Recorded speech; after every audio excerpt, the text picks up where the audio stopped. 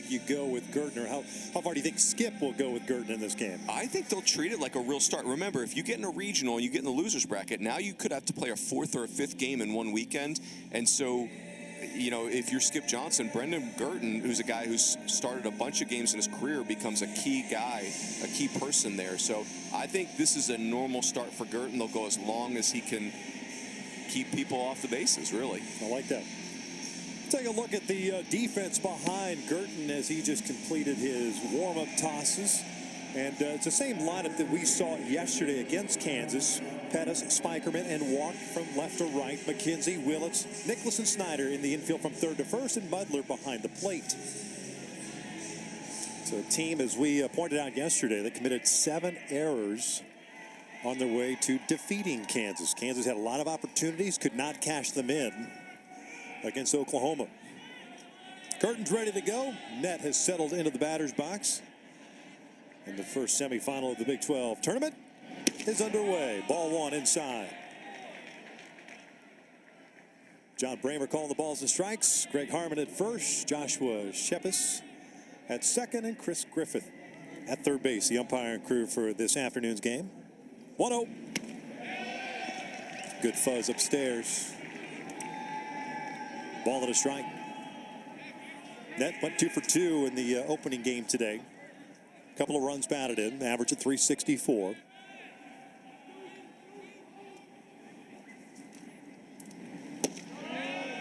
A little bit low. 2 balls and a strike. See Mudler trying to bring that pitch back up into the zone. Steal a strike, if you will.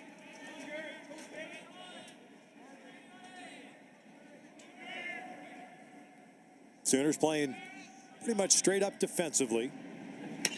That is fouled off. I mean, it's 95, Victor, but it's hot. That foul ball. Did we almost make a play, but we didn't make a play? Let's not try to be a hero on a ball like this, Victor. Oh. Brother, that's self-preservation. That's a good point. Ball was tracking him. Yeah. 2-2. In tight. Full count. Well, if you weren't with us for game 1, Kansas scored 9 runs in the first inning. It's a good thing a Jayhawk fan caught the foul ball, or the ball caught him. You giving him a catch for that? We're getting back to the official scoring stuff. Net. Very generous. That's a catch. No, I may take your pencil. I rephrased. Leadoff walk puts a man on for KU. But I mean, I appreciate his attitude. Is very positive. Yeah, he tried to give the ball away, and the guy said, "No, I don't want it." You earned that one, my friend. You kicked the ball. Get off me.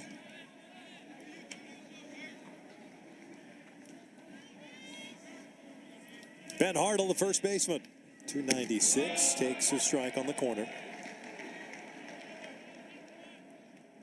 Junior had a 1 for 4 game. First game today against TCU.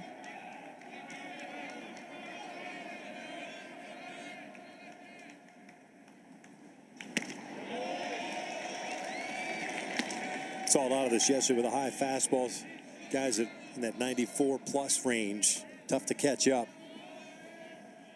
It's on you quickly. And oh so enticing as a hitter. Yep. And Gurton throws hard, so you have to get started. Hartle chops one to the right side. That is going to sneak through for a base hit. Net will turn at second, stumbles, and will stay at the bag at second. He was thinking about going to third, but a little bit of a slip there beyond the base. And it's just good hitting right there. Breaking ball and stay on it, use the other side of the field. This has been the story of Brendan Gurton's career. There's obviously been fits of dominance, but a combination of sometimes the hitters hit and there's self-inflicted damage too.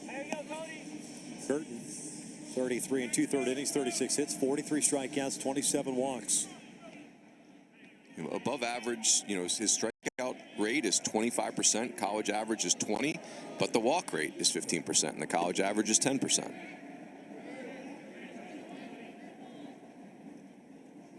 Net at second, Hartle at first. Cody Shojanaga at the plate, the third baseman. Couple of doubles, and he went around. 2 for 5 in the first game, and 3 runs batted in. He's got 20 doubles on the year now.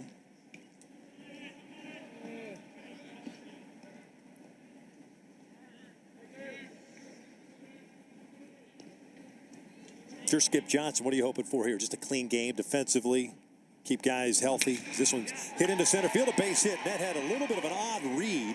He is going to be stopped at third as the throw comes in. And a heck of a throw in center field from Spikerman. A little bit of a misread by Net leaving the bag at second. Yeah, and this is, you know, the 2 hits have both been on Gurton's slider. This is just a great piece hitting by Shojinaga. Yeah, interesting for Net. Just didn't see the ball very well off the bat because there's no chance that's getting caught.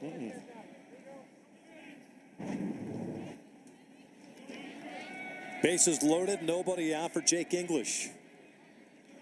If you weren't with us for the first game, KU sent 14 men to the plate in the first inning against TCU, scoring those 9 runs.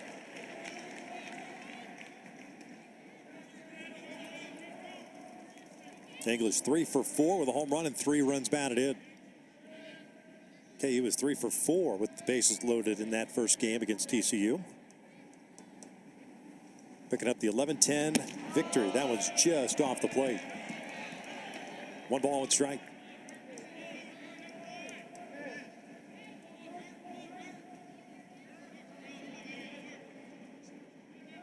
A walk at back-to-back singles for KU to start this game off. Woo, just got underneath that one.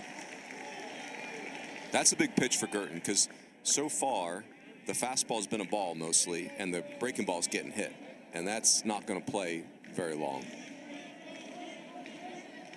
Net, Hartle, Shojinaga from third to first on the base paths.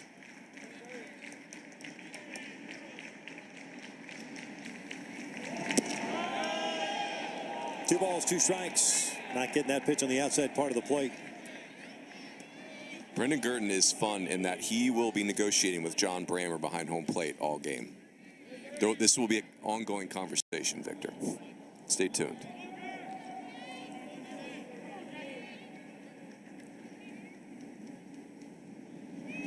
English shoots one down the right field line. That is a fair ball. 2 runs for sure will score. Shojinaga's on his way to third. English trying to stretch it into a double is in there. 2-0 Jayhawks here in the first.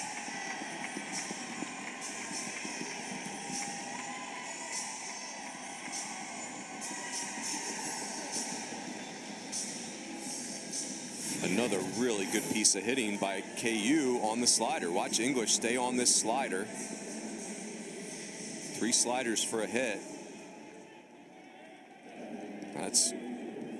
It's really just good offense. I wouldn't call it a bad pitch in any way.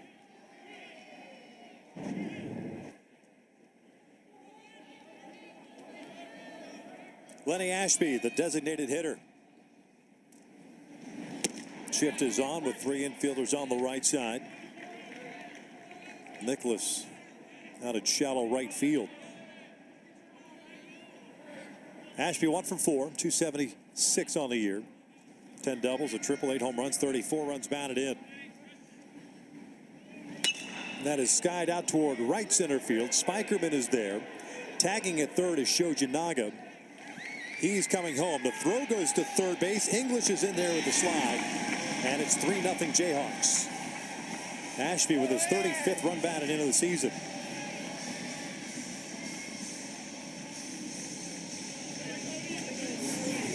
Nice job by Ashby. Watch Spikerman get behind this baseline. This is quality outfield play. Works way behind it. If the throw's accurate, boy, that's Spikerman. I'm telling you, Victor, you put Spikerman in a big league game right now, you wouldn't notice him. I mean, he is an elite defender. And from the get-go, he was looking to go to third base. Wasn't looking to try to throw anybody out at home. First pitch strike on Collier Cranford, the shortstop. Senior from Zachary, Louisiana. 0 for 5 game. in the opener today. Gets jammed, floats one into left field, a base hit, 4-0 Kansas. Collier with his 45th run batted in.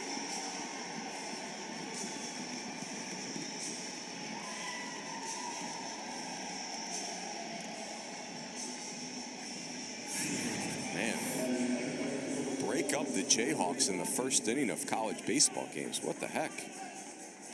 I mean, Gurn throws hard too. Cranford gets jammed like crazy, but is strong enough to fight that into the outfield. Here's Ty Wisdom, freshman right fielder. Hitless earlier today, you're going 0 for 3. His average down to 255 now.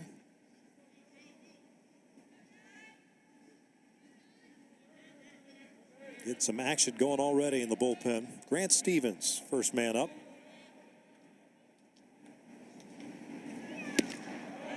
One ball, one strike. Here's a question for you, Professor. You talk about Kansas having to win out. Can a showing like this, even if they don't win out, help their cause as far as getting to a regional? Yeah, I mean, like, I think if you're the selection committee, you're clearly watching or paying attention, and you like Kansas. I mean, you saw the bullpen, and they're playing really well. A chance to get a third win on the week. I just think at the end of the day, you'd be admitting a team into the tournament with metrics higher than that's been historical. It'd be precedent setting, which they tend not to do.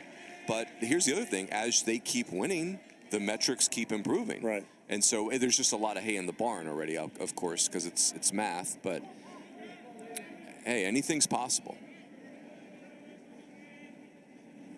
2-2. This one's fouled off. Cranford was on the move. He'll head back to first.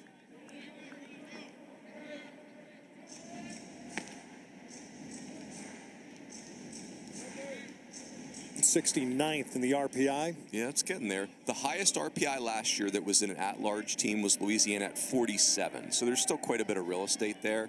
I like that the KPI at the bottom there, 51. That's much more in the neighborhood. And that is a new metric that could really help KU. Cranford doesn't go this time, and Wisdom strikes out. 2 down. Expanded the strike zone with a high fastball. By the way, Victor, put a bow on that. If you're Kansas and you beat Oklahoma, that's muy bien for your RPI, right? You're beating one of the top teams in the country. Gurton's, this is a big fastball, and to your point earlier, Victor, above the hands, you're not getting there. That's got to be a take pitch if you're going to do anything against Gurton. So here's Diggins, the second baseman. Kansas just continues to come out and swing the bat aggressively. They did so against TCU. Like a 4 spot thus far here in the top of the first. Diggins, a junior, went 2 for 4, had a couple of runs batted in. Cranford started, then stopped. Snap throw by Mudler. You know, if you're Skip Johnson, Victor, you know what you want? Ground balls. I want my infielders who made 5 infield errors in the last game getting as much action as possible. We need to exercise those demons.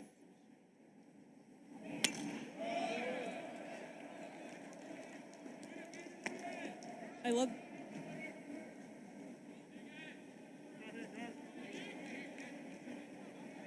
For more on that, let's go down to Taylor. Runes, I love that you brought up what Skip Johnson had to say about the errors, and he pointed out that this is not a game based off failure, it's one based on opportunity. So yesterday, a learning opportunity for the Sooners when it came to the defense or lack thereof, and today's a new chance, a new opportunity to try to flip the script as they not only try to win this game, but look forward to the coming weeks. Love it. Thanks, Taylor. 2-2. Diggins strikes out on a high fastball. KU sends 8 men to the plate. They score 4 times. Oklahoma coming up. His 10th appearance, 6th start. 16 2/3 innings, 19 hits, 12 strikeouts, 8 walks. Yeah, I mean, easily was junior college in his junior college conference pitcher of the year, and a very exciting arm, super talented, big velocity. Now he has battled some injury, and so working back from that, all these repetitions becomes super important. When he gets it, it's a real talent. Oklahoma racked out 14 hits in their win against KU yesterday. Spikerman went 1 for 5, hitting .402 on the season. Chojinaga in on the grass over at third base. Spikerman takes upstairs. 1 ball, no strikes. I love what Taylor shared from Skip Johnson. Skip Johnson, remember, coached with Augie Garrido, who was one of the great mental game gurus of all time in college baseball. And I think I needed to hear that, Victor. It's not a game of failure. It's a game of opportunity. Because I'm currently obsessing about the 5 errors from the last game. Yeah. And perhaps that's why your back is a little bit sore. That's right. You're a little bit too tense. Perhaps that's why I'm wearing a microphone instead of a stopwatch like Coach Johnson right now. 1-2 count on Spikerman, the center fielder. And he chases the high fastball, 1 down. Hey now.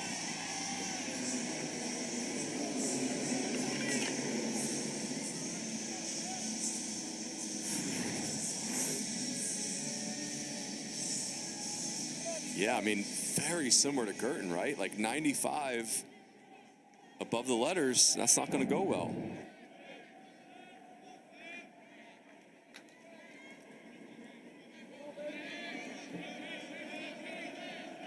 Jackson Willits, the shortstop. We'll look at a strike. Boy, that fastball is crisp, isn't it? Right. Willits 2 for 5 yesterday with a home run, his 9th of the year. 34 runs batted in for the freshman. Wear that, Jackson. No, he wants to hit. Oh. He's hitterish. What now? He's got to go home and deal with that at dinner, right? Dad is coach. Yeah. Dad, you may have been a slappy singles hitter. That's not my thing. I wear your number, but that's not my jam. See, Jax is trying to create chaos. That's right. Yeah, chaos at home. Gets jammed, floats it foul, Reggie, 2 balls, 2 strikes. Reggie's just texting his wife in between innings. Did you see what your son did? Jumped out of the way of a breaking ball. Oh. The sigh he just gave you. Love it. I think he agrees with you. 2-2. You know what Taylor told us in the pregame there, you know, in the open was so spot on. When Skip Johnson hired Reggie, you're kind of like, first of all, how cool is that Oklahoma is attracting somebody that's working for the Yankees? I mean, how awesome is that? Mm-hmm. You've seen it as a trend over the last several years where you get major league teams hiring a lot of college coaches. Yeah. Wes Johnson, who's now the head coach at Georgia, leaves the Twins to be the pitching coach at LSU. That is fouled off the body. Try to walk that one off. Yeah, his dad's like, you should be at first base. You'd be a lot safer. Wear that 71-mile-an-hour breaking ball. The funny thing about Jackson is obviously a great player. You're not starting at shortstop as a true freshman at Oklahoma, not being a great player, but his younger brother Eli is one of the very top prospects in the class of 2025. May not even make it to Oklahoma because he'll probably be a first-round draft pick. 3-2 and a walk. Well, Skip said yesterday maybe they get Eli to take his GED and come to Oklahoma for a year. Yeah, let's do that.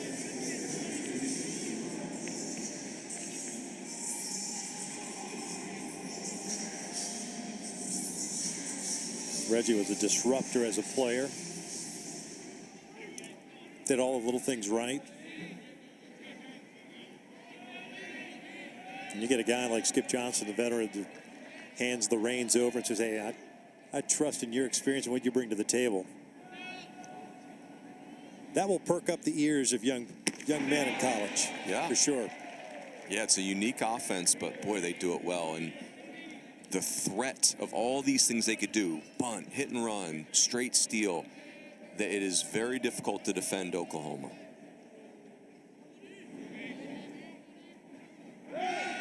Check into first base. Nice pick over there by Hartle. The ball's in the dirt. And part of this is like, Carmichael can really hit. And the distraction of Jackson Willis at first base, maybe it causes easily to leave a fastball up or leave a breaking ball up.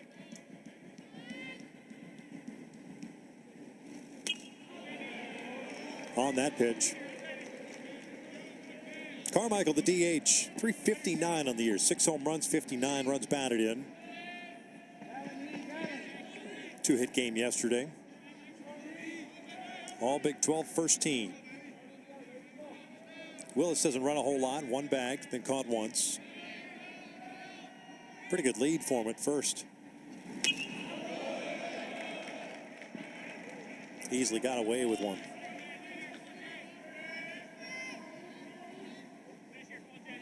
I think that's the toughest part for young pitchers, especially dealing with a lineup such as OU, that there's no real break, right? There's no real, I got through this part of the order, I can chill a little bit. It's stress. Yeah, they can generate a big inning from anywhere in the lineup. Popped up, right side. Hartle backing up. Diggins into foul territory, 2 down.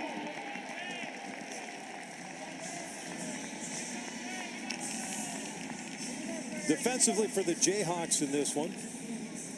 Got Kazuski in left, netted center. Wisdom's out at right. Shojinaga and Cranford on the left side. Diggins and Hartle on the right. English behind the dish.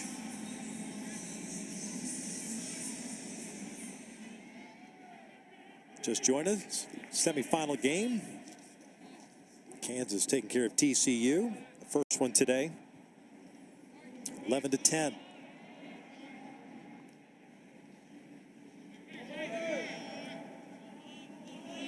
Jayhawks dropping a 4 spot at the top of the first.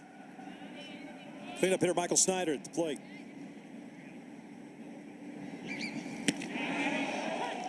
Top part of the zone with a breaking ball. Michael Snyder's been the ad, Victor. He was not a famous name in the portal, but boy, has he been outstanding for Oklahoma. 20 plus doubles, 10 home runs, a bunch of steals, and a ton of RBIs.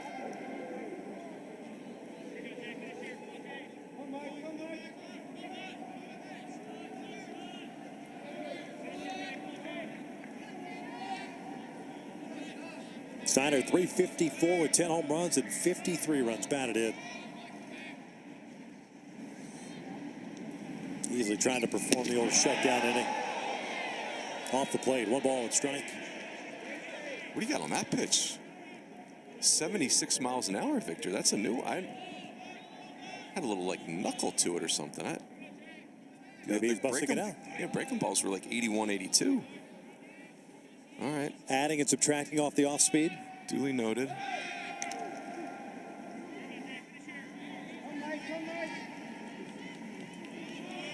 I have officially started an investigation. We have opened the file, Victor. Oof. There is a 76 mile an hour pitch that needs to be identified.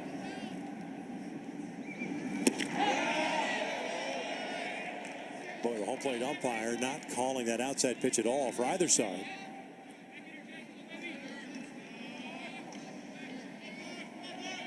Two balls and 1 strike. John Bramer.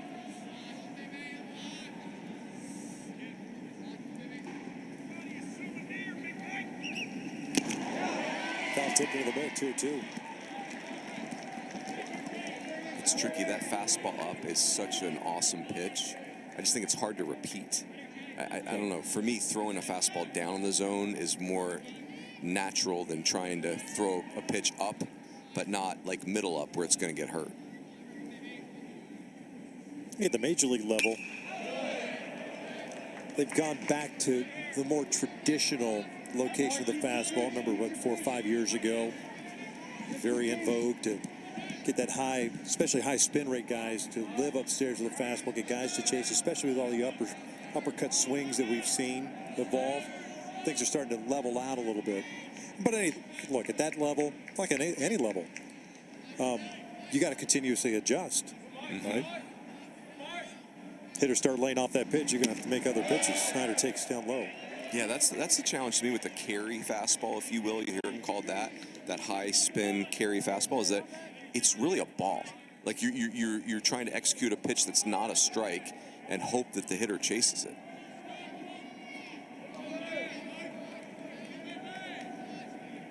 Three, 2, 2 outs. Willits will be on the move from first. Snyder fat tips Allen into the mitt. The shutdown inning is performed. We're off to the second. KU up 4-0.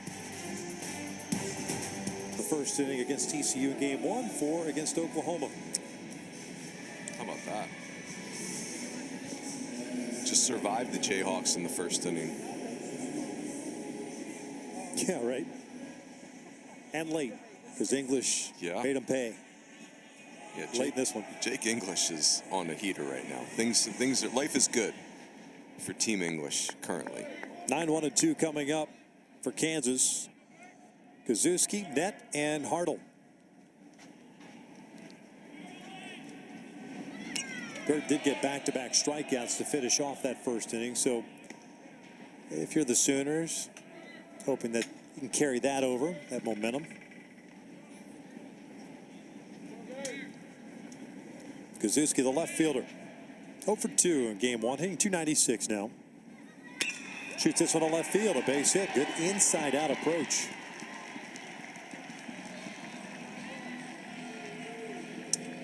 I didn't see this coming. You know, like Brendan Gurton, you know, some wildness on occasion, sure, but Kansas has put together some nice swings.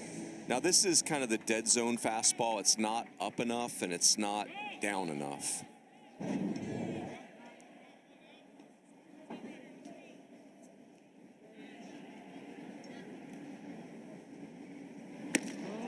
That walk to lead things off in the first inning. Solid senior year for the man. Jayhawks feeling pretty good about themselves. Carry over some momentum. And you know, some would say, well, look, they got to play back-to-back games. I think that's the best thing for any team that's going good. Yeah. The last thing you want to do is sit for 3-4 hours before cranking it back up, and I think you just lose all that momentum. Yeah. I mean, they're not bionic. I get it. Like, fatigue is a thing, but they're also in their low 20s. So, like, cry me a river. Yeah. You know, if you're tired. Well, and adrenaline. You know, they're playing for something. I'm up here dumping Dr. Pepper on my head trying to caffeinate Victor, these guys in their 20s. But no, kidding aside, yeah, you're right. Like, why wouldn't you want to run it back after that? Especially after a game where you almost lost it in an awful way, and then you came back and saved it. Yeah, you coughed it up. You coughed it up and then saved it with the home run bet by English, no doubt. Huge win. That last win this morning, that's a huge win for this program. 4 pitches, nowhere near the strike zone. When he was missing outside the zone. For more on the Jayhawks, let's go down to Taylor McGregor. To your point about wanting to continually play, not only today, but I think for Kansas to continually stay in the momentum that they've been on as a team. You look since early April, they've been one of the hottest teams in all of college baseball. And so they always say this is a momentum sport. Some will argue momentum is the next day's starting pitcher, but when it comes to offense and production, it feels like Kansas has really gotten into a groove. So not only today is it important for them to continue, but to just continually play and build off the momentum that they've found. There's no doubt about that, Taylor. Appreciate it. You look at it from Dan Fitzgerald's standpoint, it's like, look, let's not get ahead of ourselves. We know what we need to do. You can't worry about tomorrow if you don't win today, right? And that's the focus. It's pitch by pitch, inning by inning, and just collect outs. You take a lead, add a run here, add a run there, and then just collect the outs as much as possible. And let's see take your chances. You win, survive, go get them. Yeah, and this is a moment that this program hasn't had a lot of these moments. There haven't been a lot of Friday afternoons in the Big 12 championship. They were 15-12 in the league going into the final weekend in Austin playing the Horns. So, if you're Kansas, man, you do not want this to end. Mentioned that TCU lost to Kansas 11-10, so TCU is out, but more than likely in as far as the field of 64. The winner of this game will play tomorrow night. They'll take on the winner of the UCF and Game 15 winner. That's coming up next. Texas Tech and Oklahoma. Grant Stevens takes over on the bump. Senior left-hander, Elk Grove, California, making his 17th appearance. And, here's another advantage for Kansas. If you're Oklahoma, Skip Johnson will not and cannot afford to just burn pitching in a crazy fashion, because there's a bigger picture for Oklahoma. This morning's projection, you're a top 8 national seed. You're hosting the first 2 weeks of the postseason. So Skip Johnson's probably going to look to get some of his key arms work as they set pitching up for next week.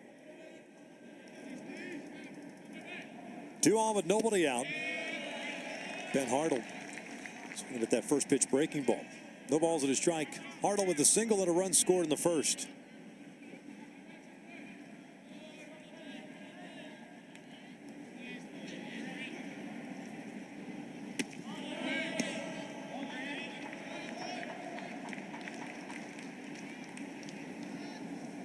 Gurton, 1 inning, 5 hits, 4 runs all earned, 2 walks, 2 strikeouts. Responsible for the 2 men on base. That's a hit by pitch. Just grazed the elbow. And they're loaded back up for Kansas, just like they had him in the first.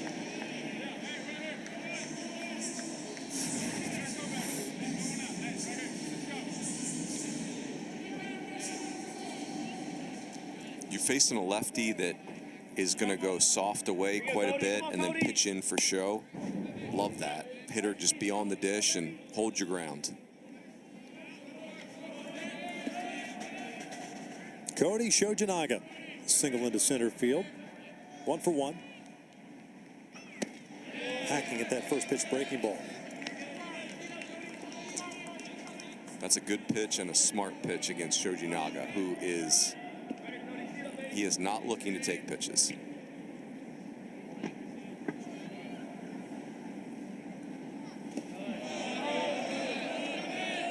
Yeah, Cody has not been a pitch he's not fond of. That's right. He's hacking. That's right.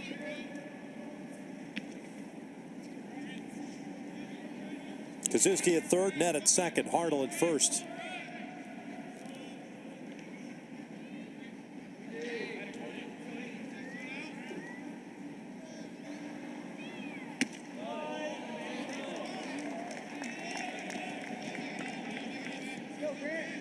Two one count. Stress for the Sooners as far as the base runners in this game already.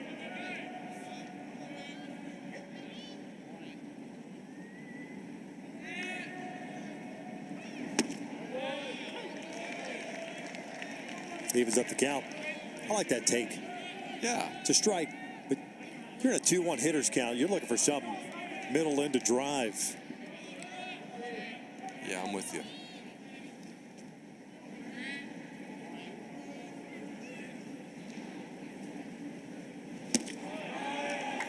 Full boat. Boy, this is a large pitch in this contest. Would you say pivotal? Yeah, I mean, if you're, yeah, maybe even an inflection point, Victor, if you will. Already in the second. Yes. Here's the 3-2. Shojinaga chases. One down. See, that is unfair. Pitchers will do this. They'll throw a ball 3-2. And as the hitter, you're in such a pickle right here. Bases loaded, nobody out. You certainly can't backwards K. That is a great pitch by Stevens. Kind of like a cutter slider. It's a strike and then it's a ball.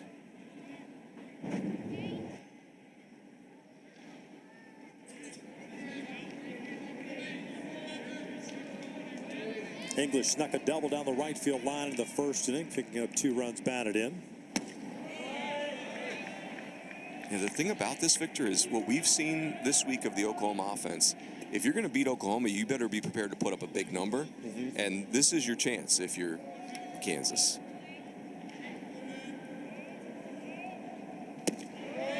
One on one. Good pitch in at the knees. Yeah. He's really using that breaking ball to get back in counts here. Action continues in the Sooners' pen. 1-1. English pulls one towards short. Willis to the backhand, goes to third base for the force out. Heads up play, they get the out. The run scores. And it's 5-0 Kansas.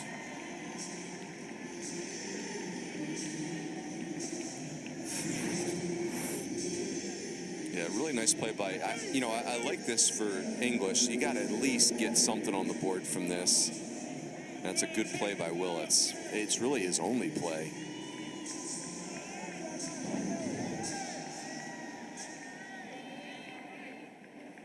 First and second with 2 down.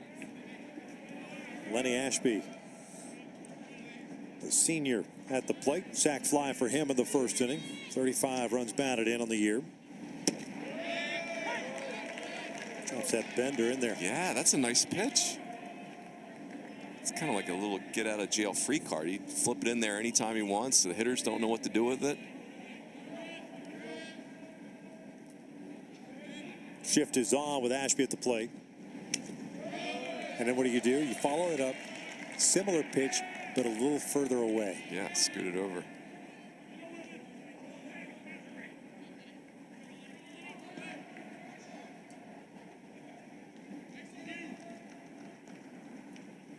Let's go further out. Yeah. I wouldn't want to do something like uncompetitive, but you're right. You could scoot it out just even a little bit more. Ashby shooting one through the open side and being waved around. His Hartle, the throw to the plate, is cut off. It's 6-0. Ashby picks up his second RBI of the game.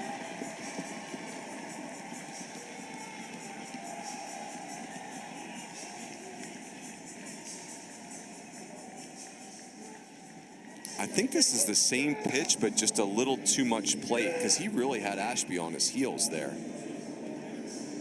Credit Ashby for hanging around and yeah, it's actually a pretty good piece of hitting. Yeah.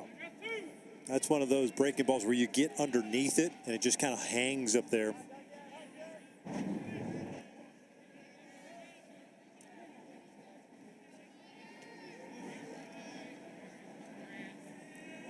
Cranford, the batter, fouls off the first pitch.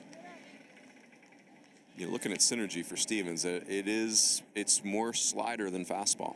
35% slider, 34% fastball. And then the changeup at 20%.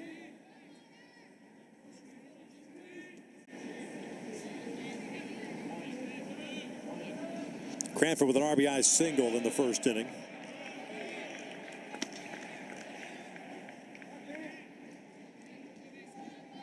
Kansas out to a 6-0 lead. We're in the second.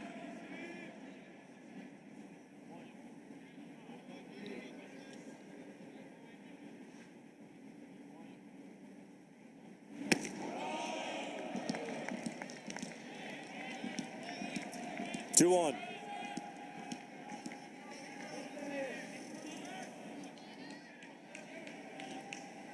Think about Kansas. We were talking about the youth and the adrenaline. Is that you don't want it to run out at some point in this game. You kind of fall back on your heels a little bit. And the other thing, the big picture question for Kansas is what is left in the bullpen? Because they wrote some pretty significant checks in the first game. In the dirt. Another 3-2 count. 2 outs. Runners will be on the move. English from second. Ashby from first. By the way, if you put a game under protest and win, the protest just goes away, right? Dissipates. Thank you. Just goes away. vaporizes. That's it.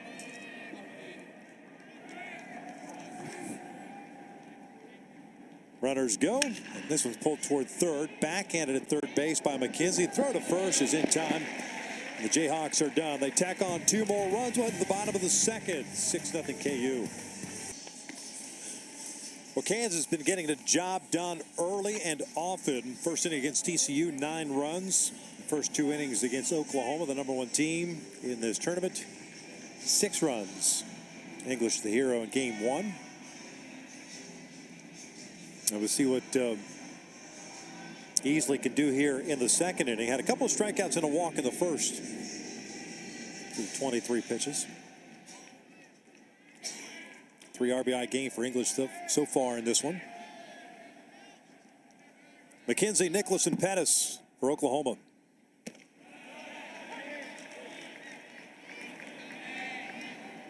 How about that? Heater at the bottom of the zone, heater at the top of the zone.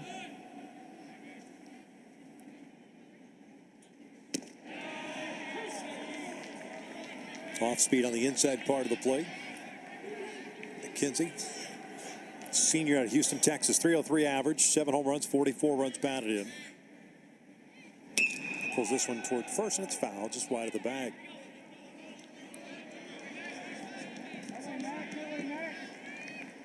Note to self, Victor, there'll be no charging to the mound against Jabriel Easley. No. It's a large person. Yeah.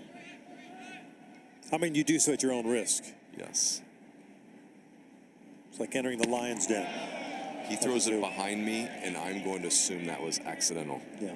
He's going to have to do it like 5 consecutive pitches before he has my attention. I mean, I would go pick up the baseball for him if he did. That's right. You better have good manners. Check swing on the high fastball, did not go around. 2 balls, 2 strikes.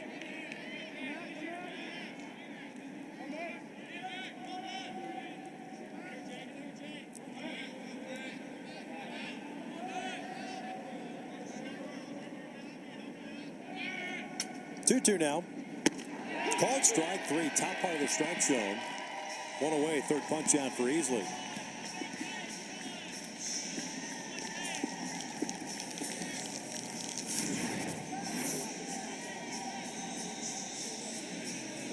That's just a great pitch. I'll tell you, Victor, for Oklahoma, you have a serious advantage in the second half of this game, assuming Kansas can't run their main bullpen arms out. But the first part of this game is not going great. I mean, with as few innings as Easley has pitched this year, you figure you can ride this until it ends. Mm-hmm. Try to shorten the game as much as possible. Nicholas looks at a strike.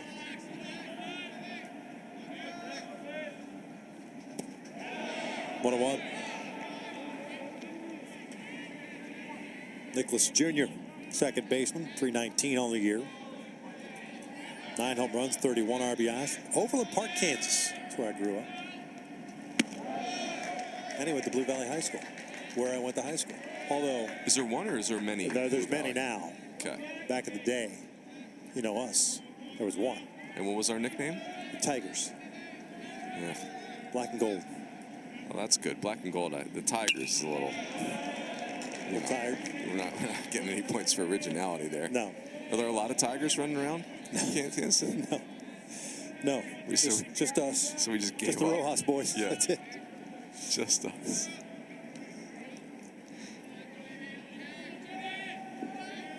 Two on the way. Down he goes. Back-to-back punch-outs. Make that 3 in a row for Easley. 2 down. How about this? We've collected 5 outs and 4 of them by punch-out. Yeah, that fastball up is going to be a problem. You're going to have to see that and take it, or the punch-out numbers are going to continue to climb. 4 punch-outs ties a career high for him.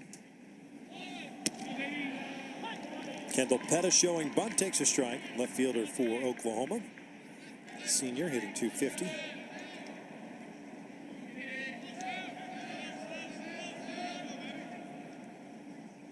Oh, 1. Let's go down to Taylor McGregor. Yeah, threatening bunt there, because if he gets on base, he can wreak havoc on the base paths. He currently sits 10th on the program top 10 list for career stolen bases with 56, but he just notably passed his associate head coach, Reggie Wiltz's career mark of 54 at OU. And I was joking with him before the game, asking, did you know that you were passing coach? And he said, yeah, coach didn't let me steal bags for a while because he didn't want me to pass him. He said it jokingly, of course, but there was certainly some fun had between the two of them. You, sir, no longer have the green light. That's right. You're going to have to hold up. Full count. Kendall, we have to talk. I just want to save your legs. Yeah. Big picture. You're going to be stealing a lot of bases in pro ball this summer. Let's not get crazy. That's awesome. I'm doing this for you. That's right. Easley's 3-2. Check that 2-2 pitch. It's just off the plate. Now 3-2. Kendall Pettis 2 years ago, 2022, when they were on that run in the Gainesville Regional and the Blacksburg Super Regional, he went off. It just highlight reel in left field and providing offense. Such a fun player.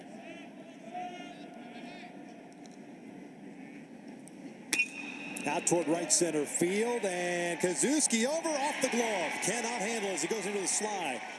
Pettis in at second. And I would imagine it'll go as a 2-out double.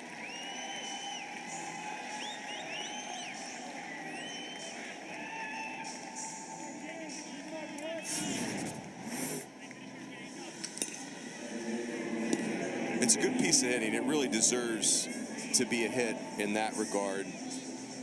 Wisdom just can't quite make that play. Oh man, I think Wisdom would tell us that he's going to make that play 9 out of 10 times. Yep. I said Kazuski, he's in left, but finished the game at right in the morning game. That's also one of those baseballs that is hit on that trajectory where you get lights involved. Mm-hmm. But you're right. Stadium. Yep. Good effort by the freshman in right, just couldn't come up with it. So man in scoring position for Oklahoma. Scott Butler, the batter.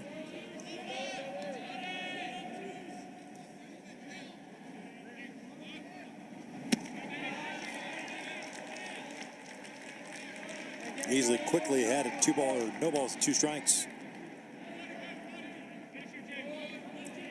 Boy, that'd be huge for Easley. Get a quick out after you feel like you're almost off the field.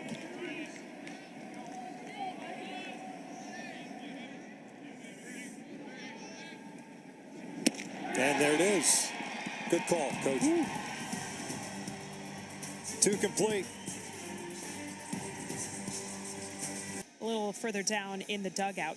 He also has another son, Max, who has autism, and one of the things that the family is very proactive in doing is raising awareness and money for autism and autism research. And so KU baseball all throughout the year helps raise awareness by dedicating certain games to it, doing certain fundraisers to raise money for autism, and it's certainly something near and dear to the Fitzgerald's heart, as you can tell they're a tight-knit group, guys. No doubt about it. Taylor, thank you. Nothing like having your kids at a ballpark. Speaking as someone who had a chance to grow up in a ballpark, nothing cooler than that. So awesome. I did see Fitz during the night games last night, and he did say the 2 sons had run up a pretty substantial ice cream tab in the stadium. Not calling that a downside, but just it's not nothing, Victor. It does add up fast. Unlike my kids that, they pay for the $6 ice cream and tip $10. That's what I guess. Pay it forward? I guess. Bottom third of the order for KU here in the third. Wisdom, Diggins, and Kazuski.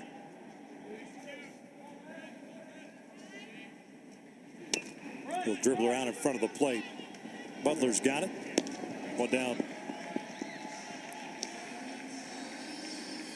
Clean play. No need for any replays or 17-minute delays. That's right.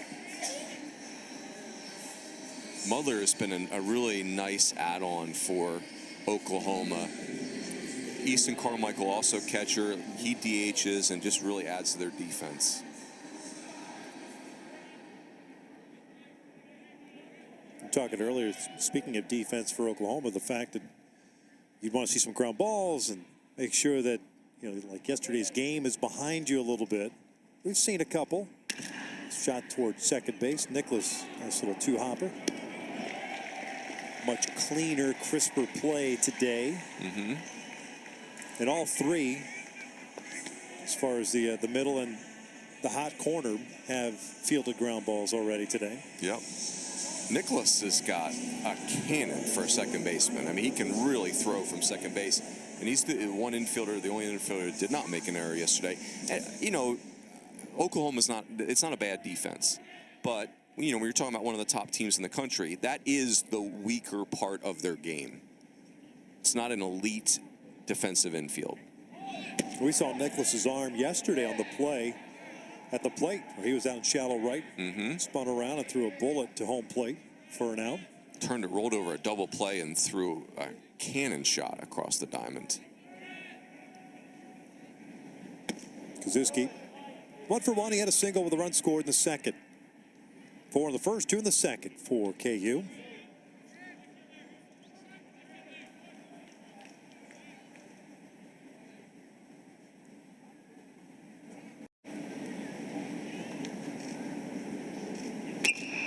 Chopper foul, 2-1. I would say, though, Victor, the one part of the Oklahoma defense that is elite is their outfield defense. Pettis plays center field on most college teams. Spikerman is, that's as good as it gets defensively in the college game. And then, Jason Walk is a tremendous athlete and defender out there. And Bryce Madron when he's out there in right field. So they can really track him down in the outfield. If you had to comp Spikerman, who would that be for you? Man. I want somebody like, the first name that just popped in my head was like Steve Finley, kind of like that guy that really can run in center field. He's not as tall as Finley, and not a left-handed thrower, but I'm picturing that center fielder. When you look up, they're already moving. What do you got? No, nothing comes to mind yet. That's a called strike 3 on the outside part of the plate. Painted 2 breaking balls. And the Sooners get their first 1-2-3 inning. Look up, poker face. In the dictionary, Skip Johnson's right there. Yeah, that was good. It's a lot to, to live through as a coach. Your team makes... Now, Skip's way past this. He doesn't take coaching personally, but others in this booth maybe would have taken that personally. Put that in your pocket. That's an infield base hit.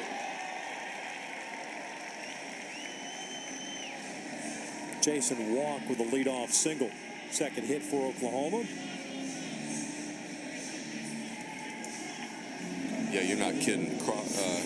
Collier Cranford could have put that in his pocket from the jump. You're not getting... Look at Walk.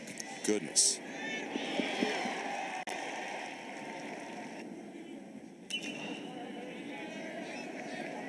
And now you got to deal with him on the bases. Big lead for him at first base. Spikerman at the plate. Second appearance at the plate for him. He struck out in the first. Walk over at first base, 13 bags on the year. He's been caught twice.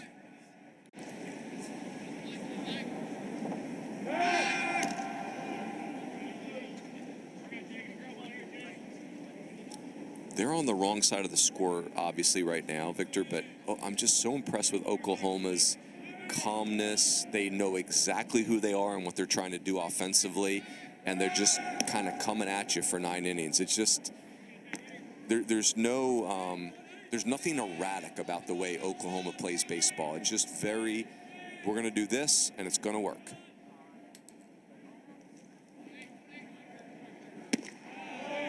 Ball on a strike.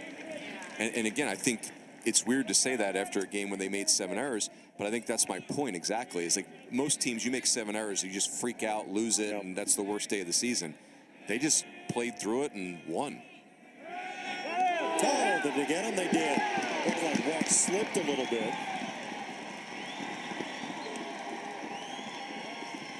One down. I think Walk is saying that he got the glove in there.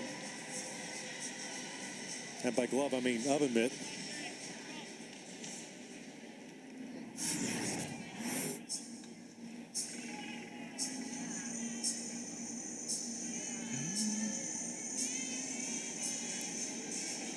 That may be the case. The problem is the way that that glove goes into the dirt and it kicks it up, Yeah, and you see it. Right. You almost have to see if his elbow.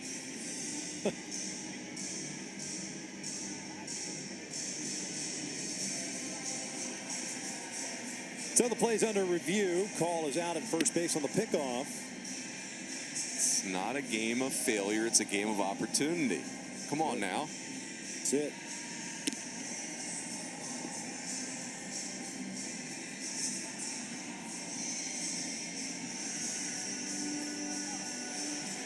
Spikerman just got chased by the first base umpire, Greg Harmon.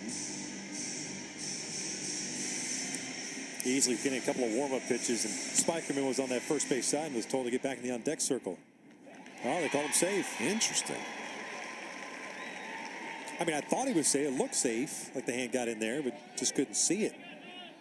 Did it expediently, too. Relatively speaking.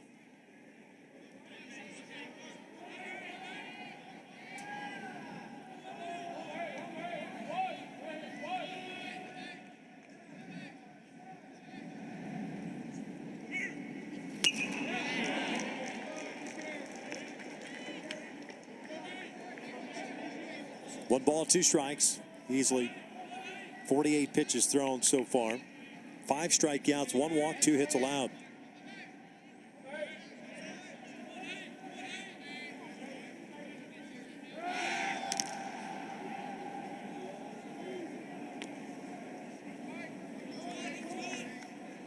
The double, how do you get the oven mitts off with 2 oven mitts? Your mouth, I guess. That's a good point. Yeah, or a teammate. Hey, Coach Willits, I need some help. You pick me up? I'm mocking the oven mitt because they were not available many moons ago. But the point is, we don't want broken fingers. That's the last thing we want. Spikerman takes a called strike 3. 1 down, 6th strikeout. All right, well, I'm ready to wrap up my investigation. Victor, the 76-mile-an-hour pitch is just a little snap-dragon curveball right there. So he's got that horizontal sweeping slider, and he's got a little vertical hammer curveball. That'll work. 5-mile-an-hour difference, too.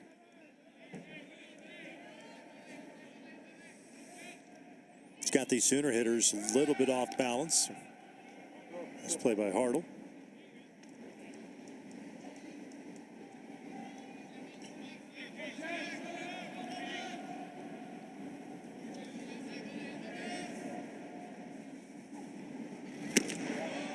Oh, and 1. You know, if he easily were a couple of inches taller, my comp for him is Mike Harkey. Oh, it's good.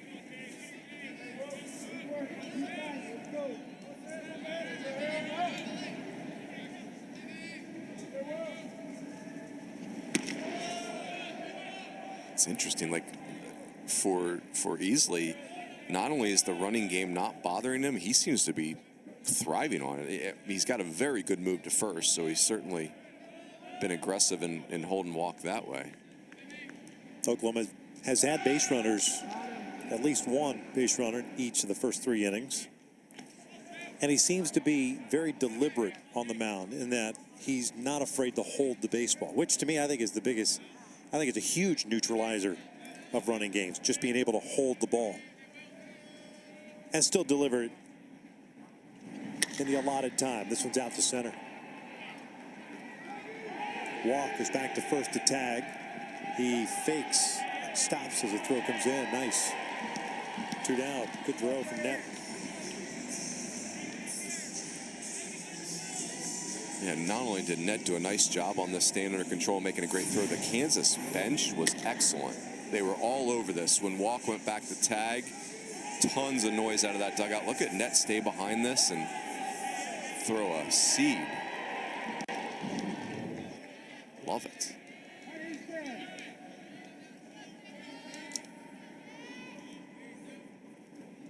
Walk still at first base.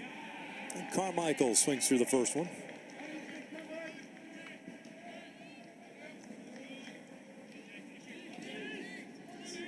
dropped out of the first.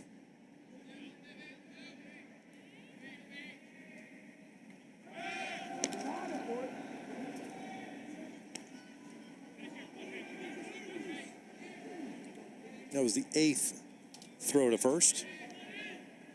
Yeah, well, Jason Walker's getting a little punchy over there, too.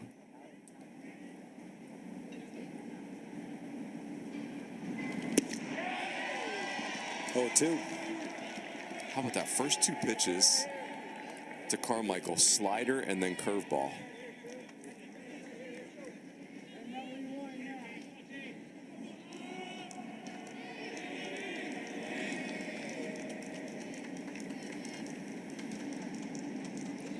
Oh, 2.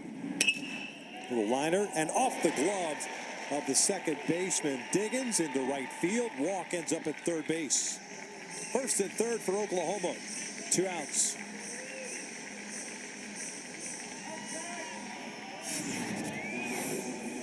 This is another tool in the tool belt for Oklahoma is 2-strike approach. Carmichael's a 3-hole hitter, and you could see clearly just looking to put a ball on the field. That's nice. I think you're asking for too much to try to fool Carmichael on 3 consecutive breaking balls. Yeah, too good a hitter. No.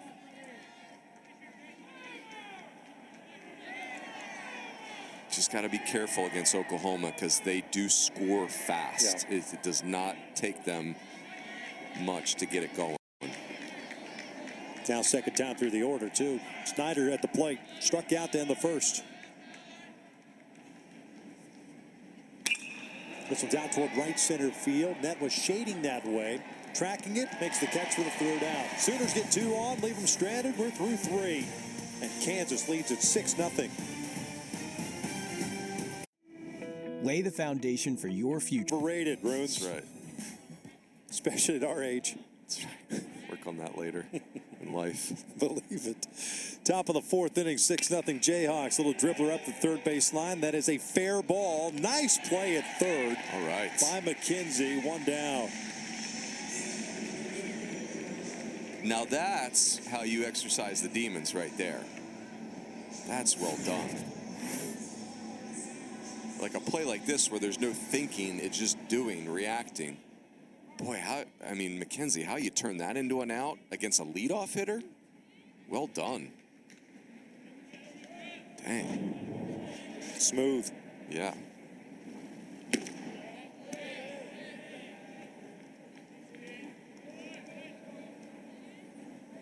Meanwhile, Grant Stevens, the left-handers, calm things down here for Oklahoma.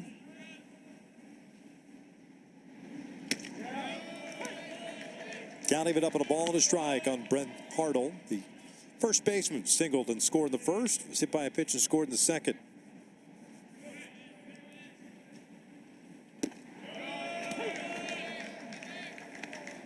Conference tournaments wrapping up this weekend. You've got the regionals next weekend after the watch parties on Monday. Super regionals after that. This one's lined out to right center field, a base hit. Speaking of regionals, super regionals, and College World Series, here are the dates for you. Selection shows on Monday. Regionals the 31st through June 3rd, and then June 7th through the 10th, the Supers. And then Omaha, Nebraska, home of the college baseball world, June 14th to June 24th. All right, right here, before Tennessee, really. Yeah, love the Vols.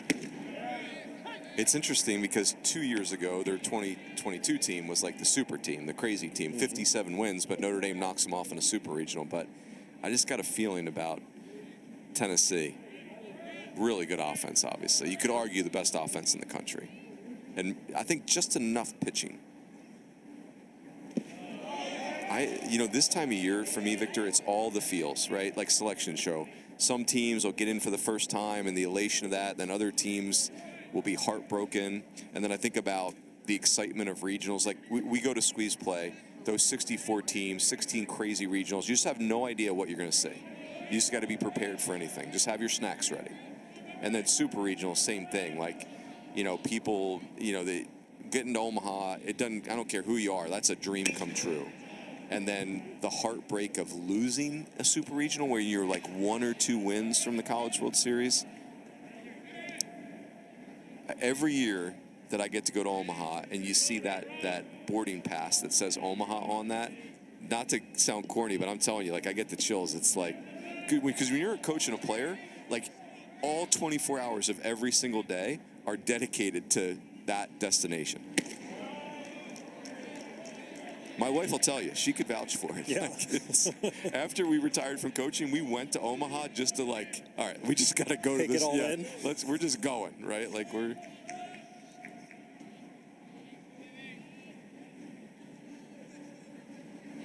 2-2 ground ball, left side, and he'll sneak through for a base hit.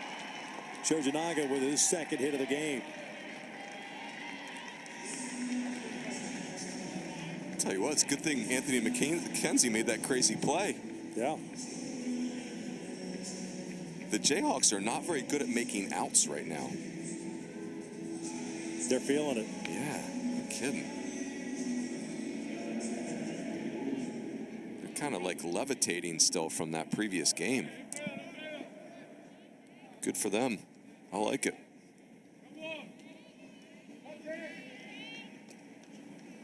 English 1 for 2 today.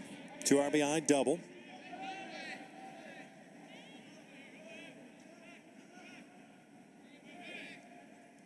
Picked up an RBI in the fielder's choices last time up.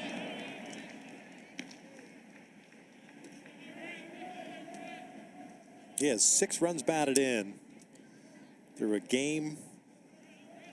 Let's call it a game and a half. Almost game and a half. Here's the 1-0. I love this Jake English, 4-year player, having his best year by a wide margin in his senior year. Remember asking Dan Fitzgerald about that earlier in the year, and he's like, awesome kid, just mature and more confident and just feeling it. And God bless him. So awesome. Cuts through that fastball at 88, 1-2. That's a part of this sport, Victor, for me. It's like sometimes it's not a pitch or a swing. Sometimes it's just the space between your ears. You just get confident. And he got him. Turned it over. 2 down.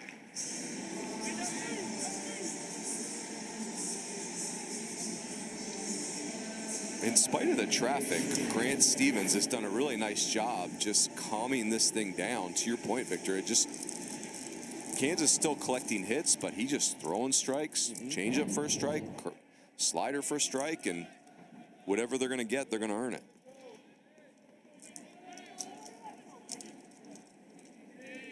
Lenny Ashby, 1 for 1 with a sac fly. 2 runs batted in.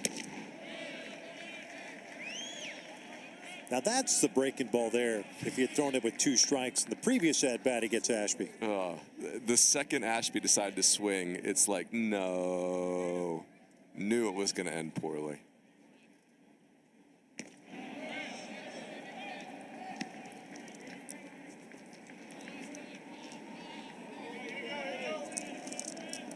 The Panda. We need to run with that, Victor. Lenny Ashby is the Panda. He is. Is he Kung Fu Panda, though? That's the question. That is the question. Fouls this one off. Not only does he look like him, but just like the way he's a very aggressive swinger, you know, just the whole get up. I'm in.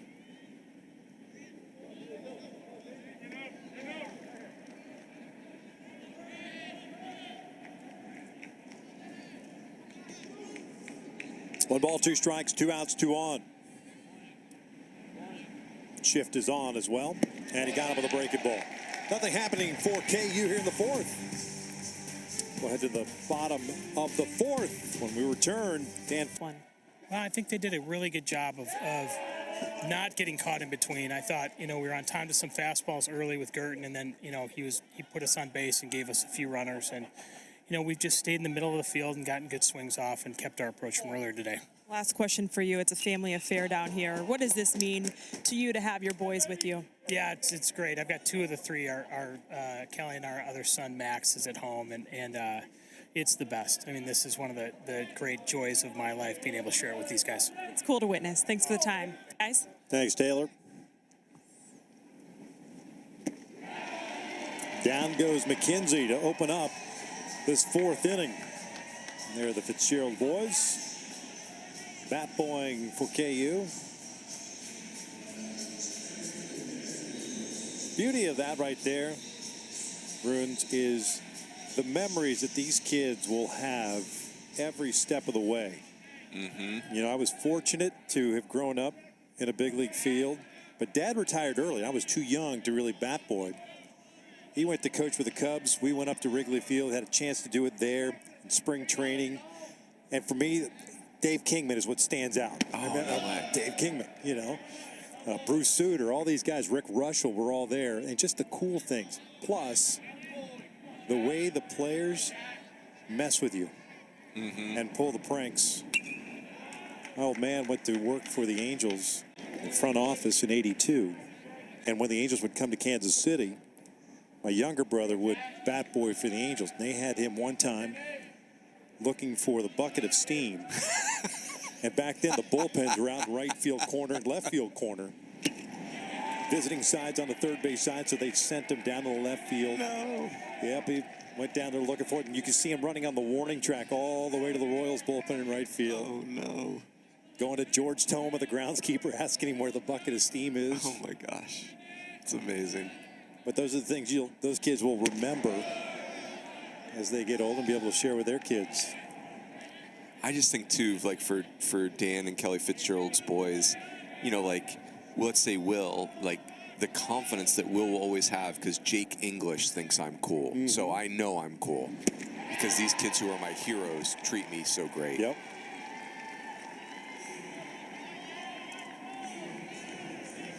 Just awesome. That's what we don't see a whole lot of. You know, we see the players in today's collegiate athletics, whether it's baseball or otherwise. You know, it's the bigger picture. It's the transfer portal. It's NIL and money. It's like you don't realize how cool these players are with kids that are around them on a daily basis, whether it's in the clubhouse, on the field, BP, in the stands. They're kids themselves. And I wish, and I think ESPN does a great job here in the College World Series to showcase a lot of that stuff. The Little League World Series, those interactions with the Major League players when they come in as well. I just think that's the coolest thing in the world. You know, making memories, right? That's what it's all about. 100%.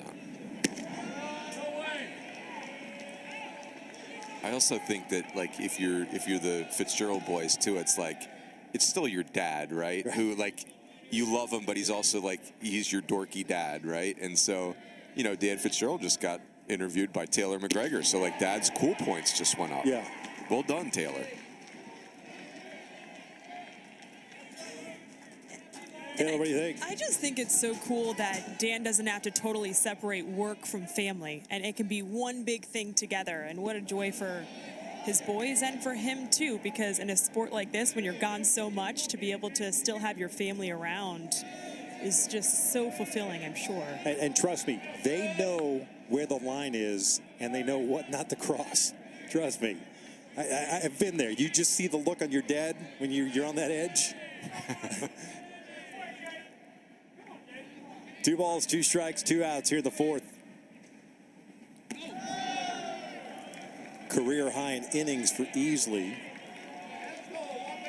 He's trying to finish off this inning in grand fashion. Love it. Yeah. And God forbid you mess up as a kid, by the way. Oh, yeah. They will crush you. All in good fun, of course.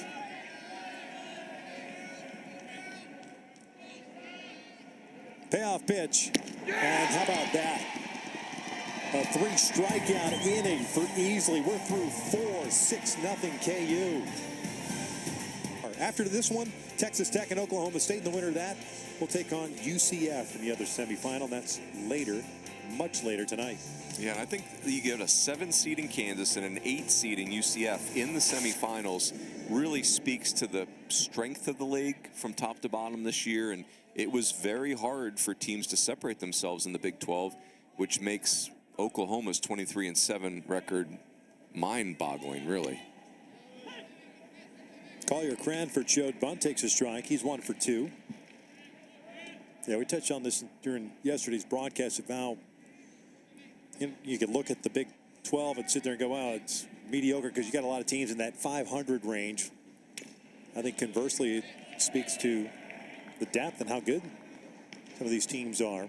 Yeah. Think about Texas Tech, Victor. This Texas Tech under Tim Tadlock, they've been to Omaha 4 times since 2014. I mean, that's a big-time brand in college baseball right now. You want to know how hard it was to be 500 this year? They were 12-17, like that. And now they're still playing this tournament, which also shows you their ability. But, when I saw Texas Tech's record, I was thinking, man, this league is pretty gnarly this year. Tech hanging out. Take on Oklahoma State, number 2 seed.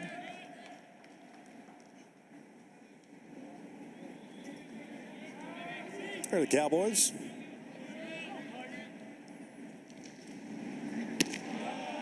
Raleigh Fingers and Rod Beck back with the Cowboys? That's a good question. No, they were on Tech. On Tech, that's right. Tech's got them. Derek Bridges is playing the role of Rod Beck. Derek Bridges. You didn't know that was Rod Beck's alter ego? No, I did not. 2-2. This is sky to center. Spikerman's got to come in a couple of steps. 1 down.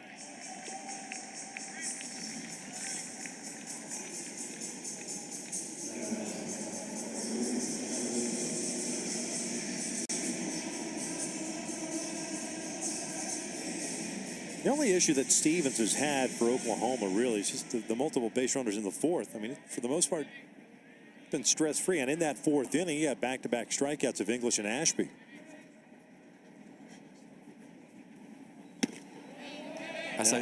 Go ahead, Victor. Sorry. No, I was just going to say, now they're just waiting for the offense to kind of catch up. Yeah, Stevens is trying to keep the game at bay. Grant Stevens, I'm digging this whole get-up. He's got the crooked left-handed hat, and it's kind of like similar to the bucket of steam, and he's talking to himself on the mound. I'm in. Look at that. The hat's way crooked. Only lefties can do that. Slightly askew. How could that possibly feel comfortable? Your hat is like on a diagonal. But for lefties, that feels like it's straight up. That's how it works. Yeah. That's how the hat goes. So right brain, left brain thing, I think. 1 ball, 2 strikes on Wisdom. 0 for 2. 1-2. See, and I see a Jason Vargas comp here. Oh, that's great.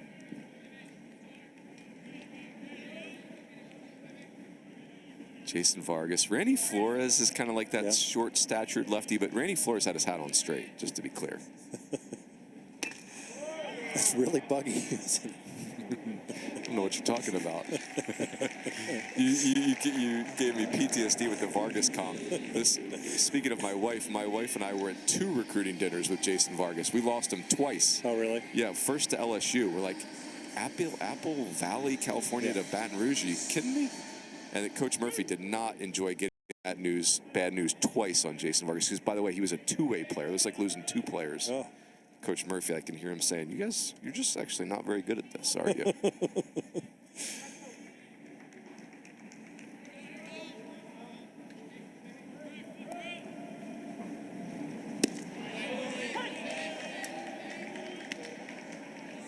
Oh, 1 count on Chase Diggins. Vargas, the good thing with Vargas, too, worked quickly. Yeah. Most part threw a lot of strikes, a lot of off-speed stuff. He was in a college rotation with Jared Weaver and Cesar Ramos. 3 big leaguers in a college rotation. By the way, didn't make it to Omaha. Got clipped in a super by a really good Arizona team.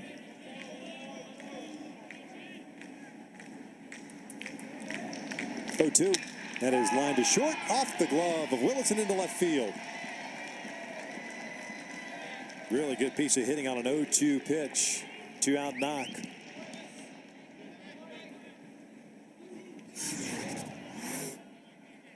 He's got Grant Stevens talking to himself. It's actually, it's just a breaking ball down the way. I think, you tip your hat to the hitter. And Stevens has done a good job of this. He's given up some hits, but basically whatever Kansas is going to earn, they're going to have to earn every bit of it. 62 pitches so far for the lefty. Some action going in the Sooner pen. Kazuski 1 for 2 with a single.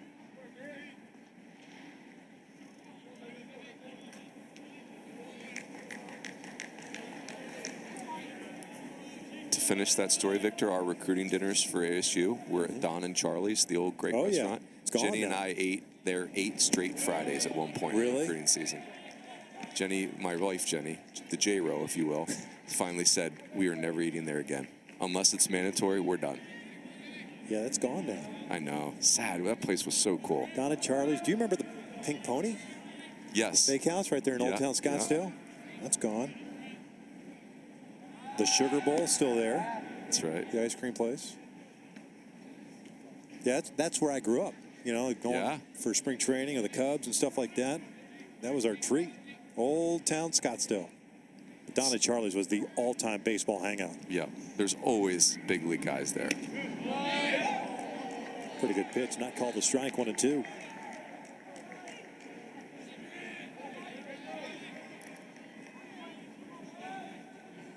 you ever make it up to Pinnacle Peak Steakhouse? No. Where if you wear a tie, they clip it. They cut it off with a pair of scissors, and they bolt it to one of the rafters. Oh, goodness. To the beams, I should say. Yeah. I told my brother, baby brother, of course, you had to dress up to go to this place just so that he ended up crying. Oh, no. Yeah, well, it was hilarious. Yeah, that's right. It's a good story now. It's a tough moment. He got over it, I think. As far as we know. As far as we can tell. 2 balls, 2 strikes. A couple of pitches that just missed. 4 runs in the first for KU. They tacked on 2 more in the second. 6-0. That's where we stand here at the top of the 5th. Number 7, Kansas gets number 1, Oklahoma. Now back. Kazuski lost an accessory.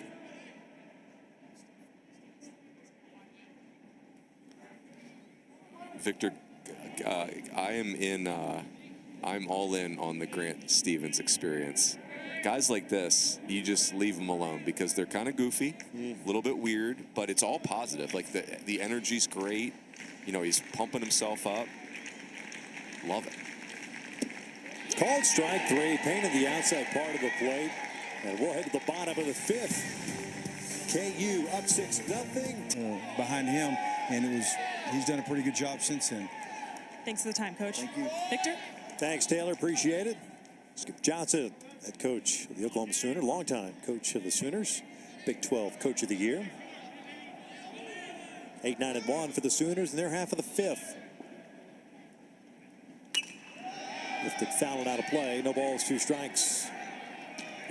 Every time I hear Skip talk, you know, he's Augie Garrido's pitching coach at Texas for a decade, and I just, I remember Augie Garrido often saying, you coaches, and he's one of us, right? He says it's not personal, it's just the game. And I remember thinking as a young coach, I'm like, well, easy for you to say. You got 4 national titles, right? That's it. That one spun around. Mudler on an 0-2 pitch.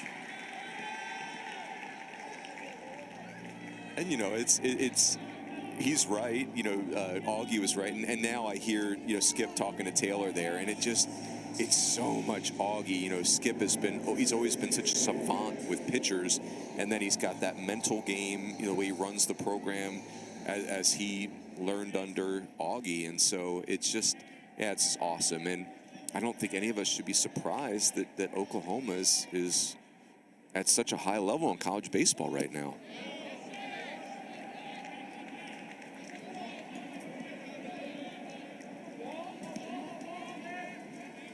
A lot of great college coaches throughout the years.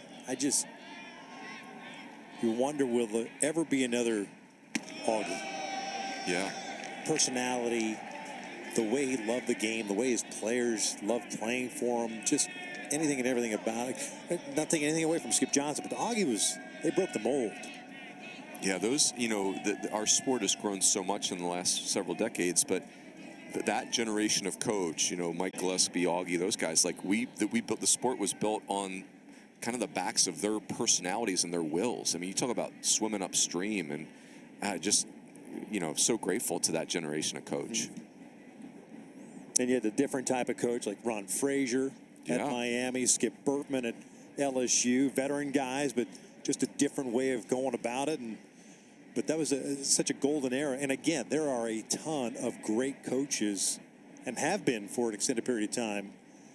When you look at Augie, it's like it's Augie and kind of everybody else. I mean, he's the godfather, if you will. Yeah, I mean, all those, you know, what Fullerton became, Augie's fingerprints over there, and then what he accomplished at Texas. And I do think we are entering it. I get it. Like in social media, it's hard to be that bombastic. Like those coaches were the sport in many ways, right? But I do think we're in an era where, as the sport has to grow and we have to fundraise for NIL and those types of things, we are going to need some big personalities like that.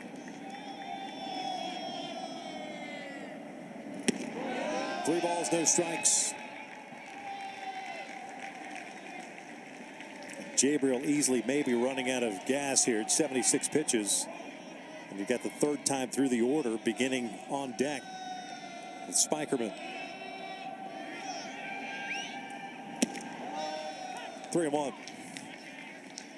Yeah, I mean, think about, you know, Jabriel Easley, 17 innings coming in. I mean, he's probably thrown 340 pitches on the year, and it's 70 today.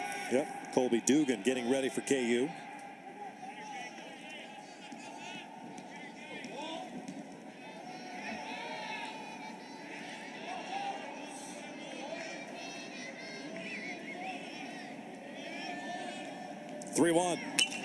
Popped up foul and out of play on the third base side. Full count.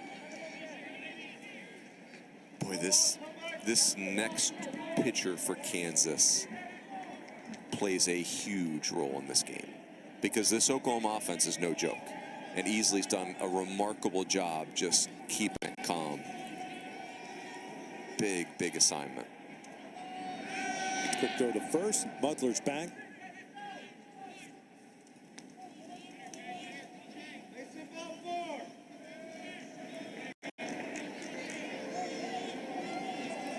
Not to mention the order about to flip over.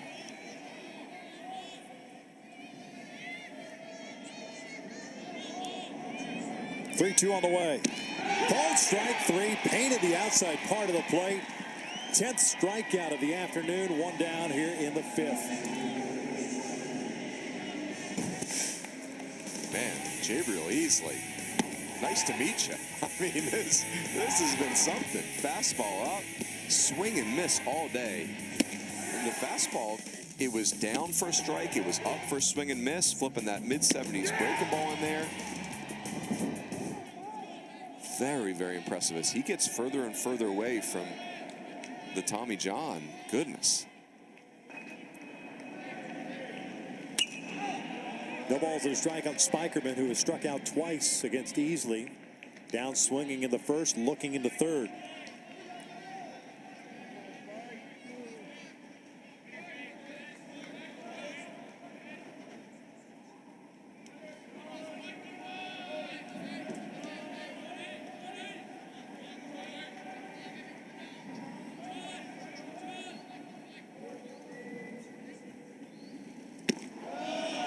And Victor, by the way, not an arm injury, it's his knee. It was a torn ACL for Jabriel Easley. So regardless, I mean, still trying to catch up on reps, had missed a bunch of time, and one heck of a coming out party today.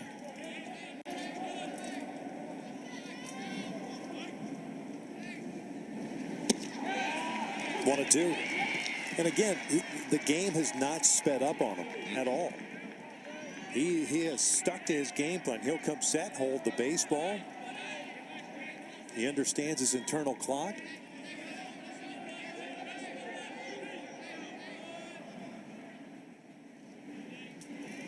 And Spikerman with the odd swing. Two down.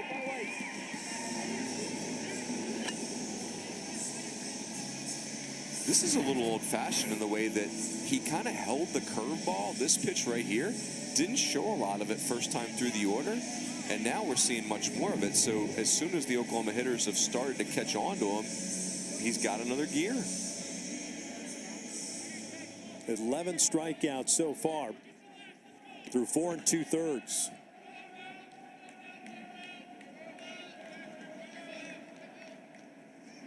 Butler, the leadoff single over at first base. Willits, skies went out toward right field. This one is gone. A 2-run big fly gets the Sooners on the board. It's 6-2 Kansas.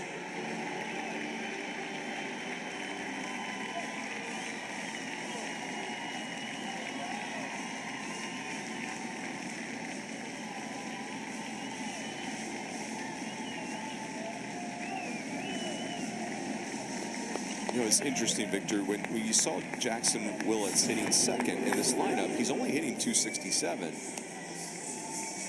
And you see him hit his second home run of the tournament right here, and both of them have been big-time no-doubters. Skip Johnson and Reggie Willits knew something. 9th of the year, now with 36 runs batted in. See how easily responds. Delivers a strike on Carmichael. And Willits sold out. He said, you know what? I'm not going to get behind the count, mess around. If it's there, I'm letting it fly. 1 ball, 1 strike. And now for Easley, you know, it's way deeper than he's gone in a game this year, and he's, you know, it's a little bit of guts and guile. The fastball's not quite 95 anymore. He might be able to reach back for that once or twice more.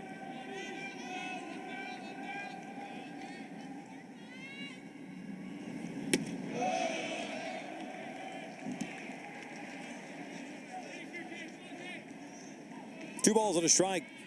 Carmichael, the DH, 1 for 2 with a single in the 3rd.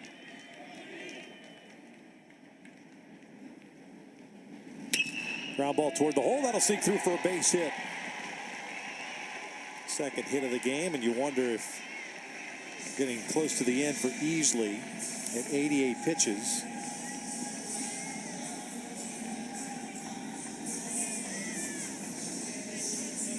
Boy, if you're Dan Fitzgerald, it's tough. You'd love for Easley to get one more out. But at the same time, you don't want, you know, you wonder how much bullpen is available.